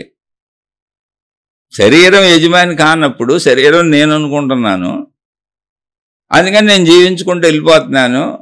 ఇప్పుడు ఈ నేను శరీరం కాదన్నప్పుడు నేనెవరో, ఈ శరీరపు యజమాని ఎవరో చూడాలంటే ఆయన్ని చూడాలంటే శరీరాన్ని కదపకుండా కూర్చోవాలి. కూర్చుంటే వాడి చర్యలన్నీ కనపడుతూ ఉంటాయి. అక్కడ ఏంటి వాడి చర్యలు, భావాలు, ఆలోచనలు, ఉద్వేగాలు వచ్చేస్తుంటాయి. దానికి తగ్గట్టు మీరు అక్కడ గమనిస్తే శరీరము దానికి తగ్గట్టు కంపించబడుతూ ఉంటుంది. మీరు ధ్యానభంగ్యంలో కూర్చోవచ్చు, పడుకోవచ్చు, ఏమైనా చేయొచ్చు. ఇలాగే ఉండాలని రూల్ ఏం లేదు. దాని గమనిక, జస్ట్ గమనిక. దీన్ని విచారణ మార్గం అంటారు. సెల్ఫ్ ఎంక్వైరీ అంటే నన్ను నేను ఎంక్వైరీ చేసుకుంటున్నాను. పోలీసులు చూడండి, ఏదన్నా నేరాలు జరిగినప్పుడు, మర్డర్లు జరిగినప్పుడు, పెద్ద పెద్ద ఘోరాలు జరిగినప్పుడు, యాక్సిడెంట్లు జరిగినప్పుడు ఇన్వెస్టిగేషన్ చేస్తారు. అంటే విచారణ చేపడతారు. ఎలా జరిగింది, ఏం జరిగింది, ఎవరు వచ్చారు, ఎవరు చూశారు, మొదట చెప్పి చూసింది ఎవరు, చెప్పింది ఎవరు, ఇక్కడ గమనించింది ఎవరు. అలా నన్ను నేను ఇప్పుడు ఎంక్వైరీ చేసుకుంటున్నాను. సెల్ఫ్ ఎంక్వైరీ అంటే అది. నన్ను నేను విచారించుకుంటున్నాను, విచారణ చేపట్టాను నా పట్ల నేను. నన్ను నేనెవరో నిజంగా నేను తెలుసుకుంటున్నాను. ఇప్పుడు నేను శరీరం నేను అనుకొని జీవించుకుంటూ వెళ్ళిపోతున్నాను. శరీర ముగింపుతో నేను చనిపోయాను అనుకుంటున్నాను. కాదు కాదని ఆత్మజ్ఞాన గ్రంథాలన్నీ ఘోషిస్తున్నాయి. కాదని ఆ స్థితిని పొందిన మహాత్ములు నిజంగా ఉన్నారు. మరి ఇప్పుడు నేనెవరో నాకు ఎలా తెలుస్తుంది అంటే, ఇదిగో నేను విచారణ మొదలుపెట్టిన. శరీరం నేను కాదనుకున్నప్పుడు సింపుల్, ఇంకేం చేయక్కర్లా. శరీరాన్ని కదపడం ఆపేద్దాం కాసేపే విడిగా మామూలుగా జీవించండి. ఇది సాధనకి చెబుతున్నా. అది అర్థమయ్యే వరకు మనం ఇది చేయాల్సిందే. శరీరాన్ని నిలుపుకొని జాగ్రత్తగా ఉంచుకోవాల్సిందే. ఎందుకంటే నేను శరీరమే అని భావన ఉన్నంతసేపు శరీరాన్ని జాగ్రత్తగా ఉంచుకోకపోతే ఏమొచ్చినా నేనేగా ఏడ్చేది, నేనేగా బాధపడేది, నేనేగా దుఃఖపడేది. శరీరము నేను కాదని తెలిసినప్పుడు సంగతి ఆలోచిద్దాం. ఫలానా లోపల ఓనర్ మనకు అర్థమైనప్పుడు అర్థమవుతుంది. ఓనర్ నేనని తెలుస్తుంది. ఆ ఓనర్ నేను శరీరమే అనుకుంటున్నాం ఇప్పటికి. అందుకని ఇప్పుడు తెలియాలంటే ఏం చేయాలి? శరీరాన్ని కదపకుండా అలా ఉంచేసి లోపల కూడా నువ్వేం చేయకూడదు. నువ్వేం చేసినా మళ్ళీ అది శరీర క్రియ అయింది. ఇప్పుడు లోపల ఓనర్ ఏం చేశాడు? బయటకు వెళ్ళి పలానా చూసిరా అన్నాడు. ఇక శరీరాన్ని ఓనర్ కలిసి వెళ్ళి పలానా చూస్తున్నారు. ఫలానా తింటున్నారు, ఫలానా అనుభవిస్తున్నారు. అంటే ఓనరు శరీరం ద్వారా క్రియలన్నీ చేసుకుంటున్నాడు. ఇప్పుడు కాదు, ఓనర్ని పట్టుకుందాం అనుకున్నప్పుడు ఏం చేయాలి? మనం క్రియ ఉండకూడదు, మనం క్రియ చేయకూడదు. శరీరాన్ని ఏ క్రియ చేయకుండా ఆపేయాలి. అప్పుడు ఓనర్ ఏం చేస్తాడు? తన క్రియలు మొదలు పెడతాడు. కానీ ఓనర్ క్రియలు చేయాలంటే శరీరం కదలాలి కదా. శరీరాన్ని కదిపే ప్రయత్నం చేస్తూ ఉంటాడు. శరీరం కదపట్లేదు కదా. ఎన్నాళ్ళు శరీరం నేనే అనుకున్నాం కాబట్టి ఓనర్ వేరు శరీరం వేరు అని అనుకోలేదు కాబట్టి, లోపలది వేరు శరీరం వేరు రెండుగా ఉన్నాయని అనుకోలేదు కాబట్టి ఆలోచన రాగానే నాకే వచ్చిందని కదిలిపోయాం. ఇప్పుడు శరీరాన్ని ఆపేశాం. ఇప్పుడు శరీరం లోపల ఉన్న ఓనర్ కదులుతున్నాడు. ఆ కదులుతున్నాడు ఏం చేస్తున్నాడు? ఆడు రోజు శరీరాన్ని కదుపుతాడు కాబట్టి మన కదుపుతున్నాడు. ఇది తెలియని వాళ్ళు ఏమనుకుంటున్నారు? కూర్చొని ఏమండి మాకు ధ్యానం రావట్లేదు, సాధన రావట్లేదు, తపస్సు రావట్లేదు అంటున్నారు. ఏమండి అది వచ్చేది కాదండి, అది గమనించేది. అది గమనించేది. ఎలా గమనించేది అంటే ఊరిని ఉదాహరణకి చెబుతున్నా. ఇప్పుడు జూలో జంతువులను చూడటానికి వెళ్తారు మీరు. జంతువులన్నీ ఎలా ఉంటాయి జూలో? జూ అనేటువంటి దాంట్లో బంధింపబడి ఉన్నాయి. అవి కొంత దూరం తిరగడానికి స్వేచ్ఛ ఉందండి. ఇప్పుడు పులులు ఇటువంటివన్నీ కూడా ఆ బోనుల్లో పెట్టబడి ఉంటాయి. అవి మన మీదకి రావడానికి వాటికి ఛాన్స్ ఉండదు. ఆ పరిమితిలో తిరుగుతూ ఉంటాయి. జూ చూడటం అంటే ఏంటి? మనం గమనిస్తున్నాం. బంధింపబడి ఉన్నటువంటి జూ అనేటువంటి దాంట్లో జంతు ప్రదర్శనశాల, దాని పేరు జంతు ప్రదర్శనశాల. అంటే ఆ శాలలో బంధింపబడి ఉన్నాయి. అవన్నీ బంధింపబడి ఉన్న వాటిని అవి ఏం చేస్తున్నాయో ఎలా ఉన్నాయో చూస్తున్నాం వెళ్ళి జూకి వెళ్ళి. ఆ పరిధిలోనే తిరుగుతూ ఉంటాయి అవి. లేకపోతే అవి మన మీద అటాక్ చేసేస్తాయి వచ్చి. అందుకే అడవిలోకి వెళ్ళం మనం. జంతువులను చూద్దామని అడవిలోకి వెళ్ళాం. ఎందుకంటే వాటికి అక్కడ స్వేచ్ఛా విహారం అయ్యి. జంతు ప్రదర్శనశాలలో స్వేచ్ఛా విహారం లేదు, బంధింపబడి ఉన్నాయి. అవి మన ఏం చెయ్యవు. అలా ఇప్పుడు ఎలా అయితే జంతు ప్రదర్శనశాలలో వాటిని చూస్తానికి వెళుతున్నామో, మన సాధన మన లోపల వాడెవడో చూస్తానికి చేస్తున్నాం. అప్పుడు మీరు అయ్యో కొత్త పట్టుకొని చేస్తే మీకు లోపలవాడు ఎలా కనపడతాడు? లేదా మీరు పట్టుకు చేసే అన్నీ ఆ లోపలవాడి మీద ఆపాదించుకుంటారు. ఇప్పుడు మనం ఆపాదించుకోవాలి. కంటితో చూసే దృశ్యాలు, చెవితో వినేటువంటివి, పంచేంద్రియాలతో గ్రహించే అంతా నేనే అనుకొని ఆ లోపలది శరీరం నేనే ఒకటని కలిపేసుకొని ఆపాదించుకున్నాంగా. ఇది ఆపాదించుకోవటమే. లోపల బయట ఏమీ లేదు, శరీరమే నేను, మొత్తం అదే అనుకొని వెళ్ళిపోతున్నాం. ఇంకా లోపల ఆలోచనలు కలుగుతున్నా, అన్నీ లోపలికే వెళ్తున్నా, లోపలే ఉన్నా, నమ్మట్లేదుగా మనం. అలాగే మీరు ఏ సాధన చేసినా, అంటే మీరు ఆ లోపలోడికి ఏది అందించినా, వాడి స్వయం వృత్తి, వాడి స్వయం గుణాన్ని బయటికి రానివ్వకుండా వాడికి ఇంకోటి ఇచ్చి వాడిని అలా తయారు చేసేస్తున్నారు. మీరు ఒక దేవుడి నామం ఇచ్చారనుకోండి, ఆ లోపల ఉండి దేవుడిలాగా చేసేసారు. మీరు ఒక దేవుడి రూపం ఇచ్చారనుకోండి, ఆ లోపల దేవుళ్ళ చేసేసారు. మీరు ఏ ప్రక్రియని ఇచ్చారో వాడికి, ఏ సాధనా ప్రక్రియని ఇచ్చారో ఆ లోపలోడిని అలా చేసేస్తారు. ఆ లోపలోడు ఏదైనా ఇవ్వగలడు, ఆడికి ఆ శక్తి ఉంది. అందుకే వాడి శరీరాన్ని పట్టుకు తిరిగేసి అసలు శరీరమే నేనని కలిసిపోయి పాలు నీళ్ళ మనకు దొరకకుండా ఉన్నాడు. అందుకని లోపల వాడిని ఎవరు పట్టుకోగలరు అంటే జస్ట్ జంతు ప్రదర్శనశాలలో దూరంగా ఉండి జంతువుల్ని గమనించినట్టుగా శరీరాన్ని కదపకుండా ఉండి ఆ లోపలోడిని గమనించు అంతే. గమనిస్తే వాడి చర్యలన్నీ నీకు అర్థమవుతాయి. అవే ఆలోచనలు, భావాలు. వాడి చర్యలు రోజు ఏముంటాయి, శరీరాన్ని కదిపేసే ఉంటాయి. అందుకని ఇప్పుడు నువ్వు గమనిస్తున్నప్పుడు కూడా వాడికి తెలియదుగా నువ్వు గమనిస్తున్నావని. శరీరాన్ని ఆపేసి గమనిక అనే ప్రక్రియ ఒకటి జరుగుతుందనే భావం వాడికి లేదుగా. అందుకని వాడు శరీరాన్ని కదిపేద్దామని చూస్తూ ఉంటాడు. అదే నేను ఉండలేకపోతున్నానని నువ్వు అనుకోవటం. అది ఉండలేకపోవటం కాదు, లోపలోడి కదలికలు. అలా కొన్నాళ్ళు గమనిస్తూ ఉంటే మనకు అర్థమవుతుంది ఏమని అంటే శరీరం కదపకపోయినా లోపలోడు ఎంత విస్తృతంగా విశాలంగా కదులుతున్నాడో, శరీరాన్ని కదిపేద్దామని ప్రయత్నిస్తున్నాడో తెలుస్తుంది. ఇది ఇలాగే కొనసాగితే శరీరానికి లోపల వాడికి ఉన్న విభజన రేఖ అర్థమవుతుంది. కొంత గ్యాప్ ఉంది అక్కడని తెలుస్తుంది. ఇప్పుడు చూడండి, నేను ఎంత మాట్లాడుతున్నా పదానికి పదానికి మధ్యలో, వాక్యానికి వాక్యానికి మధ్యలో చిన్న చిన్న గ్యాప్లు ఉంటాయి. అది అయినాక మళ్ళీ మాట్లాడుతుంటాను. ఒక వాక్యంలోనే వరుసగా నేను మాట్లాడుతున్న పదాలలో పదానికి పదానికి మధ్య కూడా నేను ఆగుతూ ఉంటాను, వాక్యానికి వాక్యానికి మధ్య కూడా నేను ఆగుతూ ఉంటాను. కానీ ఆ గ్యాప్ తెలియదు, మాట్లాడుతున్నట్టే ఉంటుంది. ఎంతసేపు మాట్లాడేడినా అంటే టైం లెక్కేసి ఆ టైం చూసి ఇదిగో ఎంతసేపు మాట్లాడాడంట. మధ్యలో పాజులు చాలా ఉన్నాయి. అవి చాలా చిన్న చిన్నగా ఉండటం వల్ల గుర్తించట్లే మనం. అలా శరీరంలో మిళితమైపోయి ఉన్నటువంటి లోపలోడికి మనకి పాజులు ఉన్నాయి. పాలతో కలిపేసిన నీళ్లు వేరు, పాలు వేరు, కానీ కలిసిపోయి ఉన్నాయి అంతే. విడదీయటం రావట్లే మనకి. ఆ విడదీయటం అనే ప్రక్రియ గమనిక. నువ్వు గమనించుకో ముందు. అలా కూర్చో. నువ్వు ఏది ఇచ్చినా మళ్ళీ చెబుతున్నా, నువ్వు ఏ సాధన, దేవుడి సాధన, నామం ఇవ్వు, మంత్ర జపం ఇవ్వు, ఇంకోటి చేయి, ఇంకోటి చేయి, ఏదైనా చెయ్యి. గమనిక తప్ప, పరిశీలించటం తప్ప, విచారించుకోవటం, పరిశోధించటం, పరిశీలించటం, జస్ట్ జంతు ప్రదర్శనశాలలో జంతువులను చూసినట్టుగా చూడటం అంటే గమనించటం తప్ప నువ్వు ఏం చేసినా లోపలోడిని ఇంకో రూపంలోకి మారుస్తున్నావు. నువ్వే ఆ లోపలోడికి ఇంకోటి ఇచ్చి, ఇదిగో నువ్వు ఇది ఈ మంత్ర జపం అనుకుంటా ఉండు, ఈ నామం జపం అనుకుంటా ఉండు, ఇదిగో ఈ దేవరూపం పట్టుకు ఏలాడుతూ ఉండు, ఈ మతం పట్టుకు ఏలాడుతూ ఉండు, ఇదే నాదని నమ్ముతూ ఉండు అని నీకు నువ్వే సెల్ఫ్ హిప్నటిజంగా ఇంకొక రూపం తయారు చేస్తున్నావు లోపలోడికి. లోపలోడి అసలు రూపం నీకు ఎప్పటికీ తెలియదు. అందుకే చాలామందికి ఆత్మజ్ఞానం తెలియదు. మతాలు, మార్గాలు, విధానాలు, పద్ధతులు పట్టుకెళ్ళిపోతుంటారు. సెల్ఫ్ ఎంటిటీ ఎవరికి తెలియదు. అందుకే అక్కడికి వెళ్ళేటప్పటికి ఏమైంది, ఇప్పుడు దేవుడు మతాలు అనగానే మనమే లోపల మనం ఒక దేవుడికి తయారు చేసాం. ఒక దేవుడిని ఇచ్చాం, ఓ మతం ఇచ్చాం, ఓ మార్గం ఇచ్చాం, ఓ విధానం ఇచ్చాం, ఓ ఆచారం, ఒక పద్ధతి ఇచ్చాం.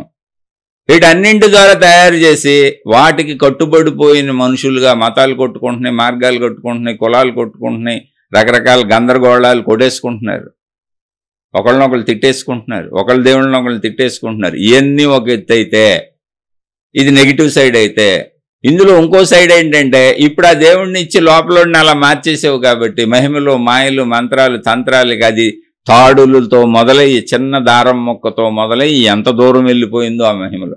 ఆ దేవుళ్ళు కనపడటం కూడా మొదలెట్టారు, మాట్లాడటం కూడా మొదలుపెట్టారు. నేను ఎవరిని కించపరచటలా, నీకు నీ లోపలన్నోడు తెలియాలంటే నువ్వేం చేయకుండా ఉండాలంతే. మీరు ఆలోచించి ఉండు పని. ఎలా తెలుస్తాడు లోపలన్నోడు నీకు? ఈ శరీరం నేను కాదు, ఇల్లు. మరి లోపల ఉన్నోడు తెలియాలంటే ఏం చేయాలి మనం? జాగ్రత్తగా ఇల్లుని వదిలిపెట్టి ఇంట్లోకి వెళ్తే ఇంటి ఓనర్ ఎవడో తెలుస్తాడు, లేదా ఇంటి ఓనర్ బయటకన్నా రావాలి. ఇప్పుడు మామూలు మనం ఎవరింటికన్నా వెళ్ళామండి, ఆ ఇంట్లో ఉన్నోళ్ళు ఎవరో మనకు ఎలా తెలుస్తారు? వాళ్ళు బయటకు వస్తే తెలుస్తారు, మన లోపలికి వెళ్తే తెలుస్తారు. కానీ ఇల్లుని చూస్తారంటే తెలియదుగా. ఇది మామూలు ఇల్లు కాబట్టి, మామూలు మనుషులు కాబట్టి. ఇప్పుడు మన లోపల చూడాలన్నప్పుడు ఇంటి లోపలికి వెళ్ళాల్సిందే. ఇంటి లోపల ఉన్నోడు బయటకు వచ్చాడనుకో ఇల్లు చచ్చిపోయింది అంటారు. ఆడే మరణించటం అండి. ఇంట్లో ఓనర్ లేడు, జెండాపై కపిరాజు ఎక్కడికి వెళ్ళిపోయాడో తెలియదు. అప్పుడు ఇల్లుని తీసుకెళ్ళి కాల్ చేయటం పూర్తి చేయటం చేస్తారు. శరీరం మరణం అంటే అదే. కాబట్టి లోపలికి వెళ్ళాల్సిందే తప్ప లోపలోడు బయటకు వస్తే కుదరదు. లోపలోడు బయటకు వస్తే అసలుకే మోసం జరిగిపోద్ది. గమనిక లేదు, సెల్ఫ్ ఎంక్వైరీ లేదు, విచారణ లేదు, ఆత్మజ్ఞానం లేదు, ఇక అంతా జెండాపై గెపిరాజు. అందుకని లోపలికి వెళ్ళినప్పుడు లోపల యజమాని నీకు తెలియాలంటే ఏమీ చేయొద్దు, సింపుల్గా కూర్చో అంతే. కూర్చోలేకపోతున్నానంటావే అదే కరెక్ట్ ప్రాసెస్. కూర్చోలేవు. ఎందుకు కూర్చోలేవంటే వాండర్కి అలవాటు కదా, శరీరాన్ని వాడుకొని తిరుగుతూ ఉంటాడు. రోజు ఈ కారేసుకు తిరిగి వస్తూ ఉంటాడు మెలకువలో. ఆ వాండర్ గారికి నిద్ర వచ్చే వరకు రోజు ఈ శరీరం అనే కారేసుకు తిరుగుతానే ఉంటాడండి రోడ్లమ్మటే. అదే మెలకువ. ఇక ఆడికి నిద్ర వచ్చినాక కారు తీసుకొచ్చి ఇంటికాడ పెట్టి ఆ ఇంజిన్ ఆఫ్ చేసేసి కారును పడుకోబెడతాడు. ఇంజిన్ ఆఫ్ చేయడం అంటే ఏంటి, ముందు కారును పడుకోబెడతాడు, తర్వాత ఆడు పడుకుంటాడు. అదే మనకి కారును పడుకోబెట్టడం అంటే శరీరాన్ని పడుకోబెడతాం. శరీరాన్ని పడుకున్న కాసేపటికి ఆడు పడుకుంటాడు. అందుకని ఆడు పడుకునే వరకు కళ్ళు వస్తుంటాయి. ముందు ఆడు లెగుస్తాడు, అందుకని లేచే ముందు కళ్ళు వస్తూ ఉంటాయి. తర్వాత శరీరాన్ని లేపుకొని లేచాను కదా నేను లే అని చెప్పి మళ్ళీ డోర్లు ఓపెన్ చేస్తాడు. ముందు పంచేంద్రియాలు డోర్లు ఓపెన్ చేసి శరీరం అనే కారును వేసుకొని మళ్ళీ తిరగటం మొదలెడతాడు. ఇది ప్రాసెస్. అందుకని మీరు ఏం చేయాలి ఇప్పుడు అంటే కూర్చొని జస్ట్ లోపల యజమానిని గమనించండి అంతే. గమనిస్తుంటే యజమాని ఎలా తెలియబెడతాడు, ఆలోచనలుగా, భావాలుగా. ఆలోచనలు భావాలు వచ్చినప్పుడు ఏమవుతుంది, యజమాని లక్షణం ఏంటి, కారును వేసుకు తిరగటం కాబట్టి కారును కదులు కదులు కదులు కదులు అని చెబుతూ ఉంటాడు. ఏంటి వాళ్ళు మొరాయించి కూర్చున్నావు అని, కదలవేంటని. కొన్ని నేను ఆ యజమానికి కూడా డౌట్ వస్తుంది, శరీరం నిద్రపోతుందంటే నిద్రపోవట్లేదు, మెలకువలోనే ఉంది. ఇదేంటి మెలకువలో ఉండి శరీరం కదలదేంటబ్బా అని యజమాని కన్ఫ్యూజ్ అవుతూ ఉంటాడు. దాన్నే సాధన. ఆ సాధనని మీరు గమనిక, ధ్యానం కాదు, గమనిక ధ్యానం ఉండాలి, ఎరుక ధ్యానం ఉండాలి. నేను గమనిస్తున్నాను అనే ధ్యానం చేయాలి అంతే తప్ప ఏదో ఇంకోటి ఇచ్చి దానికి ధ్యానం చేస్తే దానికి ఆ యజమాని రూపం మారుస్తున్నారు. మీరు యజమానికి కొత్త డ్రెస్ వేస్తున్నారు. ఒరిజినల్ యజమాని ఎవరో తెలియదు. ఇప్పుడు మీకు మీరు ఏ దేవుడు రూపం ఇచ్చారో, ఏ దేవుడు నామం ఇచ్చారో, ఏ దేవుడు మంత్రం ఇచ్చారో, ఏ మత విధానం ఇచ్చారో, లోపల ధ్యానానికి దేన్ని అందించారో ఆ డ్రెస్ వేసేసారు యజమానికి. ఎప్పటికీ మీకు అతనే యజమానిలా కనపడతాడు, ఆమె యజమానిలా కనపడుద్ది. ఆ మతం, ఆ మార్గం, ఆ విధానంలో వాళ్ళే యజమానుల్లా కనపడతారు. కానీ లోపల ఉన్న అసలు యజమాని ఎవరో మీకు తెలియదు. ఆ శక్తి ఏంటో ఎప్పటికీ తెలియదు. అందుకే ఆకారాలను పట్టుకు సాగిపోతూ ఉంటారు చాలామంది. సాకారాలను పట్టుకు సాగిపోయే కారణం అది. అయితే అది తప్ప రైట్ అనేది కాదు ఇక్కడ అసలు సమస్య. నిన్ను నువ్వు తెలుసుకోవడం అనే ప్రాసెస్లో మనం వెళ్తున్నాం. ఎందుకంటే నేను నాకు తెలుసు అని చెప్పుకుంటున్నాం కాబట్టి వాటితో గొడవే లేదు. విషయం చెప్పాను అంతే. మీకు ఎవరు ఏది నచ్చితే అందులో వెళ్ళిపోండి. మీరు వెళ్తున్న మార్గాలు మార్చుకోబాకండి. జస్ట్ నేను నాకు తెలుసు అనే దాన్ని నిజంగా నువ్వు నీకు తెలుసా తెలీదా అని చర్చించుకుంటున్నాను. ఒక చిన్న విశ్లేషణ. లేదా ఇప్పుడు నిజంగా తెలుసుకోవాలంటే తెలుసుకో. లేదా లోపల ఉన్న యజమానికి కొత్త డ్రెస్సులు వేసుకు తిరుగుతాను నేనంటే నీ ఇష్టం వచ్చిన దేవుడి డ్రెస్సులు తొడిగాయి, నీ ఇష్టం వచ్చిన మతపు దేవుడి డ్రెస్సులు తొడిగాయి. నువ్వు ఏది పెడితే అది తొడిగేసి తిరుగు. నేను ఎవరు వద్దన్నారు? ఎవరిని వద్దన్నారు అసలు ఇక్కడ. కానీ జరిగే ప్రాసెస్ ఉన్నట్టు చెబుతున్నా. నువ్వు ఏ కొత్త సాధన చేసినా ఆ డ్రెస్సు లోపలోడికి వేసావు, అసలోడు నీకు ఎలా ఉంటాడో తెలియదు. అందుకని ఆ డ్రెస్ వేసేసావు కాబట్టి ఆ డ్రెస్సుకు సంబంధించి, ఆ రూపానికి సంబంధించి నువ్వు కల్పించుకున్న లేదా నీకు ఎవరో పెద్దలు కల్పించి ఇచ్చినవన్నీ నువ్వు ఊహించుకుంటూ ఉంటావు. ఆ గ్రంథాలు, ఆ జ్ఞానం, ఆ మతం, ఆ విధానం, ఆ పద్ధతి పట్టుకొని నీ ఊహాత్మక ప్రపంచంలో నువ్వు కల్పించుకున్న డ్రెస్తో నీ లోపలోడికి నువ్వేసిన డ్రెస్కి వాడిని బయట చూసుకుంటూ వెళ్తూ ఉంటావు. ఎందుకంటే నీ లోపల నువ్వే వేసావు డ్రెస్సు, బయటికి పరిశీలించకుండా డ్రెస్ తోడికేసావు. వాడిని బయట పెట్టుకున్నావు, ఇంకో ఆకారంలో పెట్టుకున్నావు, ఓ మూర్తి పెట్టుకున్నావు, ప్రార్థనాలయం కట్టుకున్నావు, బయట గ్రంథాలు తయారు చేసుకున్నావు, అవి పట్టుకొని బయట తిరుగుతూ ఉంటావు. సేమ్ మళ్ళీ లోపలోడు మన పంచేంద్రియాలను ఉపయోగించుకుంటూ ఈ శరీరము నేనే అనే భావనలో ఎలా బయట తిరుగుతున్నాడో అలా నువ్వు మతం పేరుతో, మార్గం పేరుతో, దేవుడి పేరుతో, గురువు పేరుతో కొత్త డ్రెస్ తొడిగి బయట తిరుగుతూ ఉంటావు అంతే. ఆ కొత్త డ్రెస్ వేసుకున్నాడు బయట ఉన్నాడు, కానీ ఆ డ్రెస్ నీకు లోపల వేసావు. నువ్వు ఇంతకు నీ ఓడికే వేసావు. నీ ఒరిజినల్ స్వరూపానికి, శక్తికి నువ్వు వేసావు డ్రెస్. అసలు ఒంటరికి డ్రెస్ వేసేసి ఆయన బయట పెట్టి తిరుగుతున్నావు. ఇదే మామూలుగా శరీరం పంచేంద్రియాలతో తిరగటం లాంటిది అది కూడా. అందుకని అక్కడ మాయలు, మహిమలు, గందరగోళాలు ఉంటాయి, ఎవరికి అర్థం అవ్వవు. ఇంకా మామూలుగా శరీరంతో తిరుగుతున్నప్పుడు రైతు బజార్కి వెళ్ళామనుకోండి, ఆ కూరగాయలు అందరికీ కనపడతాయి. ప్రపంచంలో అందరికీ ఈ కూరగాయలే. కిరాణా షాప్కి వెళ్ళామనుకోండి, ప్రపంచంలో అందరికీ కిరాణా వస్తువులు కనపడతాయి, కిరాణా షాపులు అయ్యి. నువ్వు మామూలు శరీరంతో ప్రపంచంలో ఎక్కడ తిరిగినా అందరికీ కనపడితే సాక్ష్యం ఉంది. కానీ నువ్వు లోపల కొత్త రూపం ధరింపజేసి మీ ఓడికి ఒక ముసుగేసి ఒక మతమనో ఒక దేవుడనో ఒక గురువనో ఒక మార్గమనో ఒక విధానమనో ఒక పద్ధతనో వేస్తావే, అది పట్టుకు తిరుగుతూ ఉంటావే, బయట రూపాయలు ప్రార్థనాలయాలు కట్టుకొని వాటిని ప్రచారాలు చేసుకుంటూ తిరుగుతూ ఉంటావే, అది నీకే కనపడుతుంది, ఎవరికే కనపడదు. ఎందుకని నువ్వు వేసిన డ్రెస్ నీకే కనపడుతుంది. ప్రపంచంలో మిగిలిన వాళ్ళకి సత్యం కాదు. నువ్వు ఒక్కడికే సత్యం, నీ ఒక్కదానికే సత్యం. అందుకని నాకు జరిగిపోయింది, నాకు అయిపోయింది అని చెబుతూ ఉంటావు. ఏం పెద్ద ఇందులో గమ్మత్తులు లేవు. కరెక్ట్గా జ్ఞానాన్ని తీసుకుంటూ వెళ్ళిపోతున్నవాడికి అన్ని చక్కగా అర్థమవుతాయి. ఎక్కడెక్కడ భ్రమలు జరుగుతున్నాయి, ఎక్కడెక్కడ పొరపాట్లు జరుగుతున్నాయి అన్నీ తెలుస్తాయి. అందుకే మతాలు, దేవుళ్ళు, విధానాలు, మహిమలు, మాయలు వాళ్ళ వరకే సత్యాలు. ఏ ఉంగరం పెట్టుకుంటే నాకేదో జరిగిపోయింది, ఉంగరంలో ఈ రాయి వలన నాకు కలిసి వచ్చిందని అడ్వర్టైజ్మెంట్లు చెబుతూ ఉంటాడు. మరి ప్రపంచంలో అందరూ ఆ ఉంగరాలు పెట్టుకుంటున్నారు, కలిసి రావట్లేదేంటి? కొన్ని లక్షల మంది ఆ తాళ్ళు కట్టుకుంటున్నారు, కలిసి రావట్లేదు ఏంటంటే వాటికి సమాధానం ఉండదు. కలిసి వచ్చినాయి అడ్వర్టైజ్మెంట్ చెబుతాం మేము, ఎందుకంటే మేము అమ్ముకోవాలి కాబట్టి. అలాగే మహిమలో మాయలు ప్రచారం చేసుకుంటాం, ఎందుకంటే మాది ప్రచారం చేసుకోవాలి కాబట్టి, మా మతాన్ని పెంచుకోవాలి కాబట్టి, మా మార్గాన్ని పెంచుకోవాలి కాబట్టి, మా దేవుణ్ణి పెంచుకోవాలి కాబట్టి. అన్నీ ఒకటే, సేమ్ ప్రొడక్ట్ అమ్ముకున్నట్టే. సరే, అది మనకు అనవసరం. అది నిజమా అబద్ధమా, ఎవరికి బాగుంటే వాళ్ళు అలాంటి మనసు ఊరటగా ఉంటే అది కూడా మంచిదే. ఏముంది, మనిషి హాయిగా బతకడమే కావాల్సింది ఇక్కడ. కానీ ఒరిజినల్గా నిన్ను తెలుసుకోవాలంటే ఏం చేయాలంటే లోపల డ్రెస్ వేయకూడదు. డ్రెస్ వేయకూడదంటే ఏ సాధన ఇవ్వకూడదు, దాన్ని గమనించంతే. గమనిక, ఇది విచారణ మార్గం. జస్ట్ అలా చూడు. ఇది నేను చెబుతుంది కాదు, మహాత్ముల ఆత్మజ్ఞాన మార్గ మహాత్ములు అందరూ చెప్పింది ఇది. సాధన ఏం లేదు అక్కడ చూడటం. ఎందుకని అది నీవే అయి ఉన్నావు. నువ్వే అయ్యున్న దానికి ఇంకో డ్రెస్ వేయటం ఎందుకురా నాయన, నిన్ను చూసుకుంటే తెలిసిపోయేదానికి. ఉన్న డ్రెస్సులన్నీ పీకేయటం. ఇప్పుడు శరీరం అనే డ్రెస్ తొడుక్కొని ఉంది అది, అందుకని శరీరం నేను అనుకొని వెళ్ళిపోతున్నాం. శరీరం అనే డ్రెస్ పీకేసాం. పీకేయటం ఏంటి, ఆపేసి కూర్చున్నాం. అప్పుడు నీ ఒరిజినల్ రూపం ఏంటో నాకు తెలుస్తుందని. ఇప్పుడు అది ఆలోచన భావరూపాలతో ఎగిసెగిసి పడుతుంది శరీరంతో అనుభవించినట్టుతో. శరీరం ఆ కదులు కదులు కదులు అని కొన్నాళ్ళ వరకు నేను అసలు కదలను, అలా కదపకుండా ఉంచేస్తాను దాన్ని. అప్పుడు తెలుస్తుంది నేను ఎన్నాళ్ళు ఈ శరీరాన్ని కదపకుండా ఆ ధ్యానము, అంటే ధ్యానం అనే పదం వాడుతున్నాను, ఆ గమనిక, విచారణ, పరిశోధన అని లోపల వాడిని గమనిస్తూ ఎన్ని భావాలు ఎన్ని ఆలోచనలతో ఆడు శరీరాన్ని కుదుపుతున్నా నేను శరీరాన్ని కదపకుండా ఎంతకాలం కూర్చుంటానో ఆ కాలాన్ని బట్టి నాకు ఆ విభజన అర్థమవుద్ది. అప్పుడు నాకు ఒరిజినల్ వాడు దొరుకుతాడు. వీడి శరీరం కాదు ఈడని. ఎందుకని అంటే శరీరం కదలదు అని నిర్ణయించుకొని కదిపి వాడు విసిగిపోయి వేసారిపోయి కదపటం ఆపాలాడు.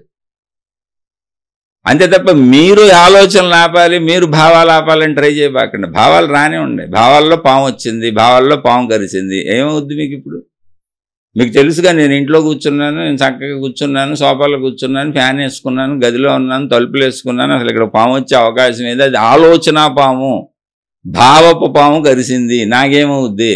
భయం కలిగింది. భయాన్ని కూడా చూడండి. ఎందుకని? ఇంతకుముందు అది అలవాటు కనుక. అలా కోరిక కలగొచ్చు, ఆనందం కలగొచ్చు, దుఃఖం కలగొచ్చు, కోరిక భావాలు కలగొచ్చు, అవి కదిపేయచ్చు, కుదిపేయచ్చు, నడవమనొచ్చు, నడవద్దు. ఇదంతా రోజు మొత్తం కాదుగా మనం చేసేది. ఆ గమనికని ఒక టైం పెట్టుకున్నాం, ఓ పావు గంట, ఒక అరగంట మీ జీవితంలో కుదిరిన సమయము. మిగిలిన సమయం అంతా శరీరం ఉండాల్సిందే. శరీరం నేను అనుకునే దాంట్లోనేగా ఉన్నాం, ఇంకా సాధించలేదు కదా మనం. అందుకని శరీరాన్ని నిలుపుకోవడానికి, కుటుంబాన్ని నిలుపుకోవడానికి, సమాజంలో బ్రతకడానికి అవసరమైన అన్నీ చేసుకుంటూ వెళ్ళాల్సిందే. ఒక అరగంట, పావు గంట మీ వీలుని బట్టి చేయండి. కుదిరితే ఒక గంట, మీ వీలుని బట్టి. అంతే, సింపుల్. అది మీ వీలుని బట్టి, మీరు కూర్చోగలిగినటువంటి పరిస్థితిని బట్టి. కానీ లోపలోడు ఎగిరెగిరి పడటమే కరెక్ట్. ఎందుకని? వాడు లోపలోడు ఎగిరెగిరి పడుతుంటేనే లోపల ఒకడు ఉన్నాడు, ఆడు ఎగిరెగిరి పడుతున్నాడు, నేను శరీరం కదపపోయినా ఆడు ఎగిరెగిరి, అంత ఎగిరెగిరి పెడితే అంత ఉన్నట్టు లెక్కాడు. మీకు రూఢి అవుద్ది. మీరు శరీరం కదపడం ఆపంగానే లోపల కూడా ఆగిపోయింది అనుకోండి, అప్పుడు ఏమనుకుంటారు? శరీరము లోపల ఒకటే అనుకుంటారు.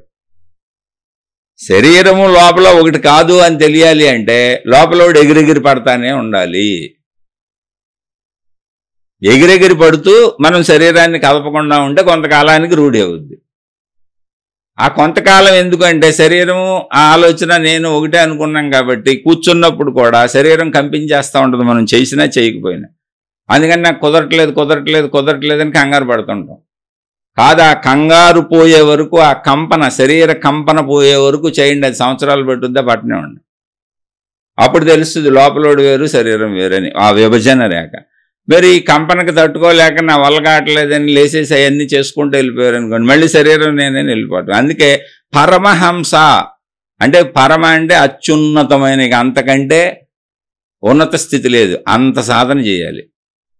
అత్యున్నత స్థితి వరకు అది అర్థమయ్యే వరకు సాధన భయపడకుండా చేస్తూనే ఉండాలి. అసలు ఇందులో భయమే ఉంది? నా బొంద భావాలు కదులుతాయి కానీ ఇంట్లో కూర్చొని ఫ్యాన్ వేసుకొని హాయిగా, ఏసీ ఉంటే ఏసీ కూడా వేసుకో, అన్ని తినేసి కూర్చో, శుభ్రంగా కూర్చో, నీకు ఎలా కావాలంటే అలా కూర్చో. ఒక అరగంట కూర్చోడానికి భయం ఎందుకు? భావాలకు కూడా భయపడిపోతామా? భావాలేగా, మనకు తెలిసిన భావాలేగా, మనమేగా కావాలని సాధనలో కూర్చుంటున్నాం. అందుకని దానికి ముందు నువ్వు నిర్ణయం ఇవ్వు. నాకు అనేక ఆలోచనలు వస్తాయి, అనేక కోరికలు వస్తాయి, అనేక భయాలు వస్తాయి, అనేక ఇష్టాలు వస్తాయి, అనేక అయిష్టాలు వస్తాయి, కానీ నేను కదలను. నేను ఇప్పుడు సాధనలో ఉన్నానని చెప్పుకో. ఆలోచనలు వచ్చినప్పుడు చెప్పుకో. భయాలో, భావాలో, కోరికలో ఏయో వచ్చేస్తున్నాయి కదా, అది తరిమేస్తున్నప్పుడు చెప్పుకో. నేను సాధనలో కూర్చున్నాను, ఇవి నన్ను ఏం చెయ్యవు. పైన ఊరుకునే ఆకాశంలో మేఘాల వలె నా ఆలోచనలు కదులుతున్నాయి అంతే. అలా నువ్వు పరమహంస వలె ఉత్తమమైనటువంటి సాధన అంటే, అప్పుడు ఉత్తమమైనటువంటి ఏంటి భయపడిపోయి కదిలిపోయి, లేదా నేను ఉండలేను, ఆ కోరిక తీర్చుకోకుండా ఉండలేను అనుకుని లేచి వెళ్ళిపోయి కోరిక తీర్చేసుకుంటావే, అది అధమ సాధన. సాధన కింద రాదు అది. ఉత్తమ సాధన అంటే ఏంటంటే, నువ్వు పెట్టుకున్న అరగంట ఏమైనా అలాగే కూర్చో. ఏమైనా ఏంటంటే ఆలోచనలేక కదుపుతూ నువ్వు సేఫ్టీగానే ఉన్నావుగా, మీ ఇంట్లోనే ఉన్నావుగా, ఏకాంతంలో ఉన్నావుగా, తలుపులు వేసుకున్నావుగా, చక్కగా గెళ్ళ పెట్టుకున్నావుగా, ఫ్యాన్లు ఏసీలు వేసుకున్నావుగా, ఇంకేంటి బాధ? కదిలేదు ఆలోచనలేక, మేఘాల్లాగా కదులుతున్నాయి. ఆ విషయం నీకు కూడా తెలుసుగా. లోపలోడు ఎవరో ఓనర్ని చూద్దామని కదా కూర్చున్నాం, అది కూడా తెలుసుగా. సాధనా లక్ష్యం కూడా తెలుసుగా. అందుకని పరమహంస వలె అంటే ఉత్తమమైన సాధన ఏంటంటే, ఇది నాకు తెలుసు కనుక ఆ విభజన రేఖ అంటే నా శరీరము లోపల వాడు వేరు వేరని నాకు అర్థమయ్యే వరకు నేను ఇలా సాగుతూనే ఉంటాను అని నీకు నువ్వే చెప్పుకోవాలి. నీకు భయం వచ్చినా అదే చెప్పుకో, కోరిక వచ్చినా అదే చెప్పుకో, ఆశ వచ్చినా అదే చెప్పుకో, ఈర్ష్య వచ్చినా అదే చెప్పుకో. ఎందుకంటే అవన్నీ మేఘాలేగా, ఆకాశంలో గదిలే మేఘాలేగా, అది వచ్చిపోయే ఆలోచనలేగా, అవి ఏం చెయ్యువుగా, శరీరం కదలటం లేదుగా, నష్టం లేదుగా, అక్కడ ఏ నష్టం లేదు, ఏ కష్టం లేదు, ఏ ఇబ్బంది లేదు, అది భావరూపమే కదా. అందుకని నీకు నువ్వే చెప్పుకో, లోపలోని చూడటానికి కూర్చున్నాను. ముందు ఆ లోపలోని చూడటానికి కూర్చున్నాక ఆ విభజన రేఖ ఎప్పుడైతే అర్థమవుతుందో, అది సంవత్సరాలు పట్టచ్చు, జన్మలు పట్టచ్చు. చెబుతున్నా, కంగారు పడకండి. ఒక అరగంటకు పోయిందేముందండి, మన గురించి మనకు తెలిస్తే. అసలు ఇంకా మంచిది కూడా. ఈ అరగంట ఏం చేస్తాం, కాసేపు టీవీలు చూసి, ఏదో వాళ్ళతో కబుర్లు చెప్పి, ఫోన్లు చూసి, ఏ సినిమాలకు పోయి, పుస్తకాలు చదివి, అన్నీ చెత్తపోయినలేక ఏమున్నాయి. ఇది ఎంత ఉత్తమమైన పని అండి, మనం తెలుసుకోవటం, ఆ లోపలోడు ఎవడో తెలుసుకోవటం, ఆ శక్తిని కనుక్కోవటం. చచ్చిపోయే శరీరం నేను కాదని చచ్చే లోపల తెలుసుకుంటే ఎంత ఉత్తమమైన స్థితి అండి. మామూలు స్థితి అనుకుంటున్నారు, అది అమృతత్వం. అందుకని ట్రై చేద్దాం. ఏమిటి, ఒక అరగంట పెట్టుకోండి, ఒక అరగంట కేటాయించుకోండి మీకోసం. మీరు జన్మ వృధా చేసుకోవటం ఎందుకు? ఊరికనే వచ్చిపోయాం చచ్చిపోయామని ఎందుకు? వచ్చాం, పుట్టాం, తిన్నాం, ఉన్నన్నాళ్ళు నచ్చినవన్నీ చేసాం, చచ్చాం. నేను పుట్టాను, నేను పెరిగాను, నేను అనుభవించాను, నేను చచ్చాను అనుకుంటున్నాం, అంతే. మనం కాదు, చచ్చిపోయింది శరీరం, నేను కాదని తెలియాలి మనం. అది సత్యం. అవును, నిజమే అని ఆత్మజ్ఞానం అదే చెబుతుంది. మహాత్ములు అలా జీవించిన వాళ్ళు ఉన్నారు, దాన్ని పొందిన వాళ్ళు ఉన్నారు. లేకపోతే మనం ఆ మార్గం ఎందుకు వెళ్తాం? కాబట్టి అలా ట్రై చేస్తూనే ఉండండి. అరగంట గంట వలన పోయిందేం లేదు, చాలా లాభం ఉంటుంది. తర్వాత తెలుసు, అలా గుణమార్పు వస్తుంది, మంచితనం వస్తుంది. అసలు మీరు ఈ సాధన చేస్తున్నప్పుడే మీలో సద్గుణాలు వచ్చేస్తుంటాయి. ఓల్డ్ సద్గుణాలు పెరిగిపోతూ ఉంటాయి. మీరు లోపలని కనుక్కోవటం మాట దేవుడి ఎరుగు, చెడు ఎగిరిపోతూ ఉంటుంది, సద్గుణాలు వస్తూ ఉంటాయి. నిదానంగా మీలో సన్మార్గపు మార్పులు అనేకం మీకే కనపడుతూ ఉంటాయి. అసలు ఎంత జీవితంలో ఎన్ని అద్భుతమైన మార్పులు వస్తాయో తెలుసా? మొత్తం మంచి వైపు వచ్చేస్తూ ఉంటుంది మనసు. సాధన మొదలు పెడితే చెడును వదిలేస్తూ ఉంటుంది. అది ఏంటి, లోపలోడు తెలిసే లోపల ఇన్ని జరుగుతాయి. ఇక్కడ మొత్తం జీవితంలో చెడు ఎగిరిపోద్ది, మొత్తం జీవితం మంచితో మంచిమయమైపోద్ది.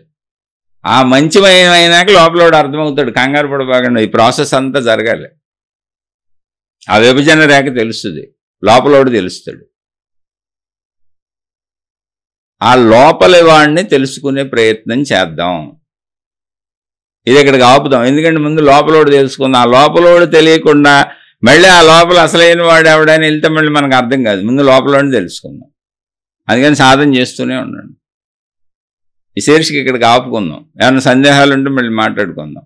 లోపలోడిని చూడటం అంటే మళ్ళీ క్లారిటీగా చెబుతున్నా, ఇక్కడేం మహిమలు లేవు, మాయలు లేవు. ఒక అరగంటో గంటో టైం మీకు వీలుని బట్టి కుదుర్చుకోండి, లేకపోతే ఒక పావు గంట.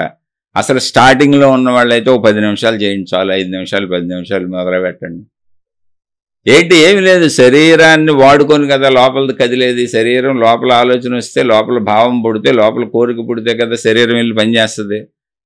శరీరం పనిచేసి అనుభవించింది కదా లోపలికి వస్తుంది. అంటే లోపలిది కదిలి బయటకు వెళ్ళి లోపలికి తెచ్చుకుంటుంది మళ్ళీ అనుభవాన్ని. అంతే కదా జరుగుతుంది. కాబట్టి శరీరాన్ని అసలు వాడకపోతే ఏం జరుగుద్ది అని గమనిస్తున్నాను. అప్పుడు లోపలోడు దొరికిపోతాడని. అందుకని లోపలోడు దొరికిపోవాలంటే నేను శరీరాన్ని కదపకుండా కూర్చుంటే, లోపలోడు కదిలి శరీరాన్ని కదపటం మనకు సంవత్సరాల నుంచి నిత్య అలవాటు కదా. ఇప్పుడు ఈ సాధన అయిపోయినాక కూడా లోపలోడు కదిపితేనే శరీరాన్ని కదుపుకుంటూ జీవిస్తాం కదా మనం. ఆ సాధన వరకే అలా అనుకుంటాం. సాధనలోంచి లేచినాక మళ్ళీ లోపలోడు కదిపినట్టుగానే శరీరం కదిలి వెళ్ళిపోద్ది. అలాగే జీవించాలి ఇక్కడ. కాబట్టి అది అంత తొందరగా వచ్చేది కాదు. కానీ మీరు గమనిస్తూ కూర్చోండి, ఏం ప్రమాదం ఏముంది అందులో.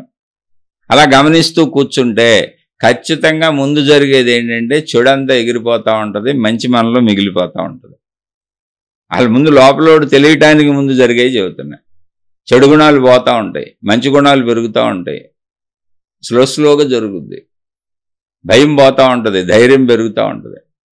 ఇలా అనేక రకాల మంచులు జరుగుతూ ఉంటాయి. అన్ని రూపాల మంచులు లోపలికి వస్తూ ఉంటాయి, నీ జీవితంలోకి వస్తుంటాయి, జరుగుతూ ఉంటాయి. అన్ని రకాల చెడులు నీకు దూరం అవుతూ ఉంటాయి. ప్రకృతి కూడా నీకు సహకరిస్తూ ఉంటుంది. ఎందుకంటే ప్రకృతి వేరు, నువ్వు వేరు కాదు. ఆ లోపల ఉన్నాడు, బయట ఉన్న ప్రకృతి ఒకటే. ఈ విషయం అంతిమంలో తెలుస్తుంది. అందుకని నువ్వు మొదలెట్టి నీకు అన్ని సహకారాలు వచ్చేస్తాయి. అలాంటి సహకారాలు రావాలని నువ్వు అనుకోబాక జరిగే మార్పులు చెబుతున్నా. ముందు లోపల అర్థమయ్యే లోపల జరిగే మార్పులు. నాలో చెడు నశిస్తుంది, కొద్ది కొద్దిగా నశిస్తూ ఉంటుంది. నశిస్తుంది అంటే ఢామ్ను ఒక్కసారి 100కి 100 పోదో. మొదటి రోజు కూర్చుంటాం, 10 రోజులు కూర్చుంటాం, అసలు ఏమి ఉండదు. ఒక నెల కూర్చుంటాం, మామూలుగా ఉంటుంది. ఒక నెల 2 నెలలు కూర్చున్నాక స్లోగా ఎందుకు ఈ చెడు చేయటం, అబ్బా ఈ చెడు ఆలోచన వద్దబ్బా అలా మొదలవుద్ది. అయినా చెడులు చేసుకెళ్తాం.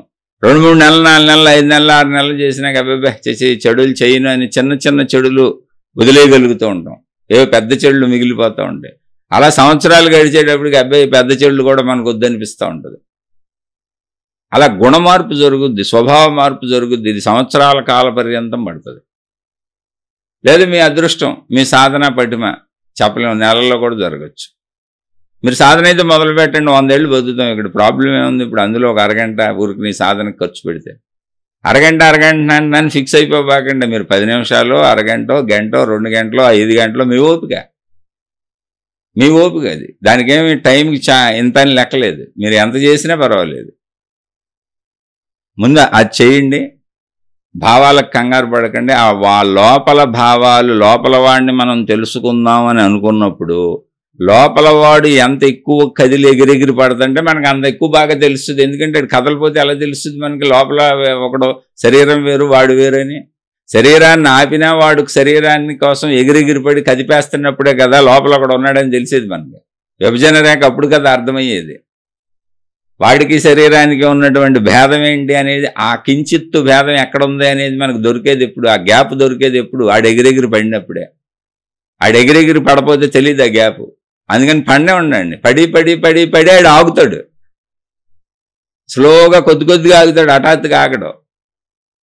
టక్కన ఎక్కడ దొరికేస్తుంది ఆ గ్యాప్. ఎక్కడ దొరుకుద్ది, ఎలా దొరుకుద్ది అని అడగబాకండి. అనేక మందికి అనేక రకాలుగా దొరికింది అది. అందరు మహాత్ములకు ఒకేలా దొరకలేదు, రకరకాలుగా దొరికింది. కానీ దొరుకుద్ది. అందుకని ప్రయత్నిద్దాం, అందరం ప్రయత్నిద్దాం. నేను నాకు తెలుసు అనుకుంటున్నాం కదా మనం. ఆ నేను నాకు ఎంత తెలుసో తెలుసుకోండి. ఏమైనా సందేహాలు వస్తే మళ్ళీ మాట్లాడుకుందాం. శుభమస్తు. మీకు మీ కుటుంబ సభ్యులకు మేలు చేకూరుగాక. మరొక కొత్త శీర్షికతో కలుసుకుందాం. మీ అభిప్రాయాలను కామెంట్ల రూపంలో తెలియచేయండి. మీ సందేహాలను ప్రశ్నల రూపంలో అడిగే ప్రయత్నం చేయండి. సందేహాలు అంటే ఇప్పుడు మీరు విన్న ఈ శీర్షికలకు సంబంధించి నేను చెప్పిన వాటిల్లో, అంతే తప్ప ఎక్కడెక్కడయో అడిగితే ప్రపంచంలో విషయాలన్నీ చెప్పగలిగిన సమర్థుడిని నేనుగా. చాలామంది ఏమండి ఆ పుస్తకాల గురించి చెప్పండి, దీని గురించి చెప్పండి. కొంతమంది కొన్ని వాక్యాలు ఇచ్చి పజిల్స్ లాగా నాకు ఈ వాక్యాన్ని వివరణ ఇవ్వండి ఇలా అడుగుతున్నారు. ఏమండి అన్నీ తెలియటానికి నేను ఏమన్నా ఆకాశం నుంచి ఊడిపడ్డానంటండి? సందేహం వస్తే అడగండి అన్నది నేను చెప్పిన విషయంలో. ఏమైనా సందేహం వస్తే అడగండి, లేదా అర్థమైతే ఆచరించుకోండి. అర్థమైంది మీకు అర్థమైతే కామెంట్లో తెలియజేయండి. ఎందుకంటే నేను చెబుతుంది అసలు మీకు సరిగ్గా అర్థమవుతుందో లేదో నాకు తెలియాలి. అందుకని అర్థమైన విషయాన్ని కామెంట్లో తెలియజేస్తే ఇంకా ముందుకు చక్కగా మీకు చెప్పుకుంటూ తీసుకెళ్తా. నేను ఎందుకు చెబుతున్నానంటే మిమ్మల్ని ఉద్ధరించడానికి కాదు, నన్ను నేను ఉద్ధరింపజేసుకోవటానికి ఈ మార్గంలో ఈ ఆధ్యాత్మిక చదువు చదువుకుంటూ, ఆత్మజ్ఞాన చదువు చదువుకుంటూ నేను చదువుకుంటున్న దాన్ని మీకు కూడా చదివి వినిపిస్తున్నా. అంతే. శుభమస్తు. మరొక కొత్త శీర్షికతో కలుసుకుందాం.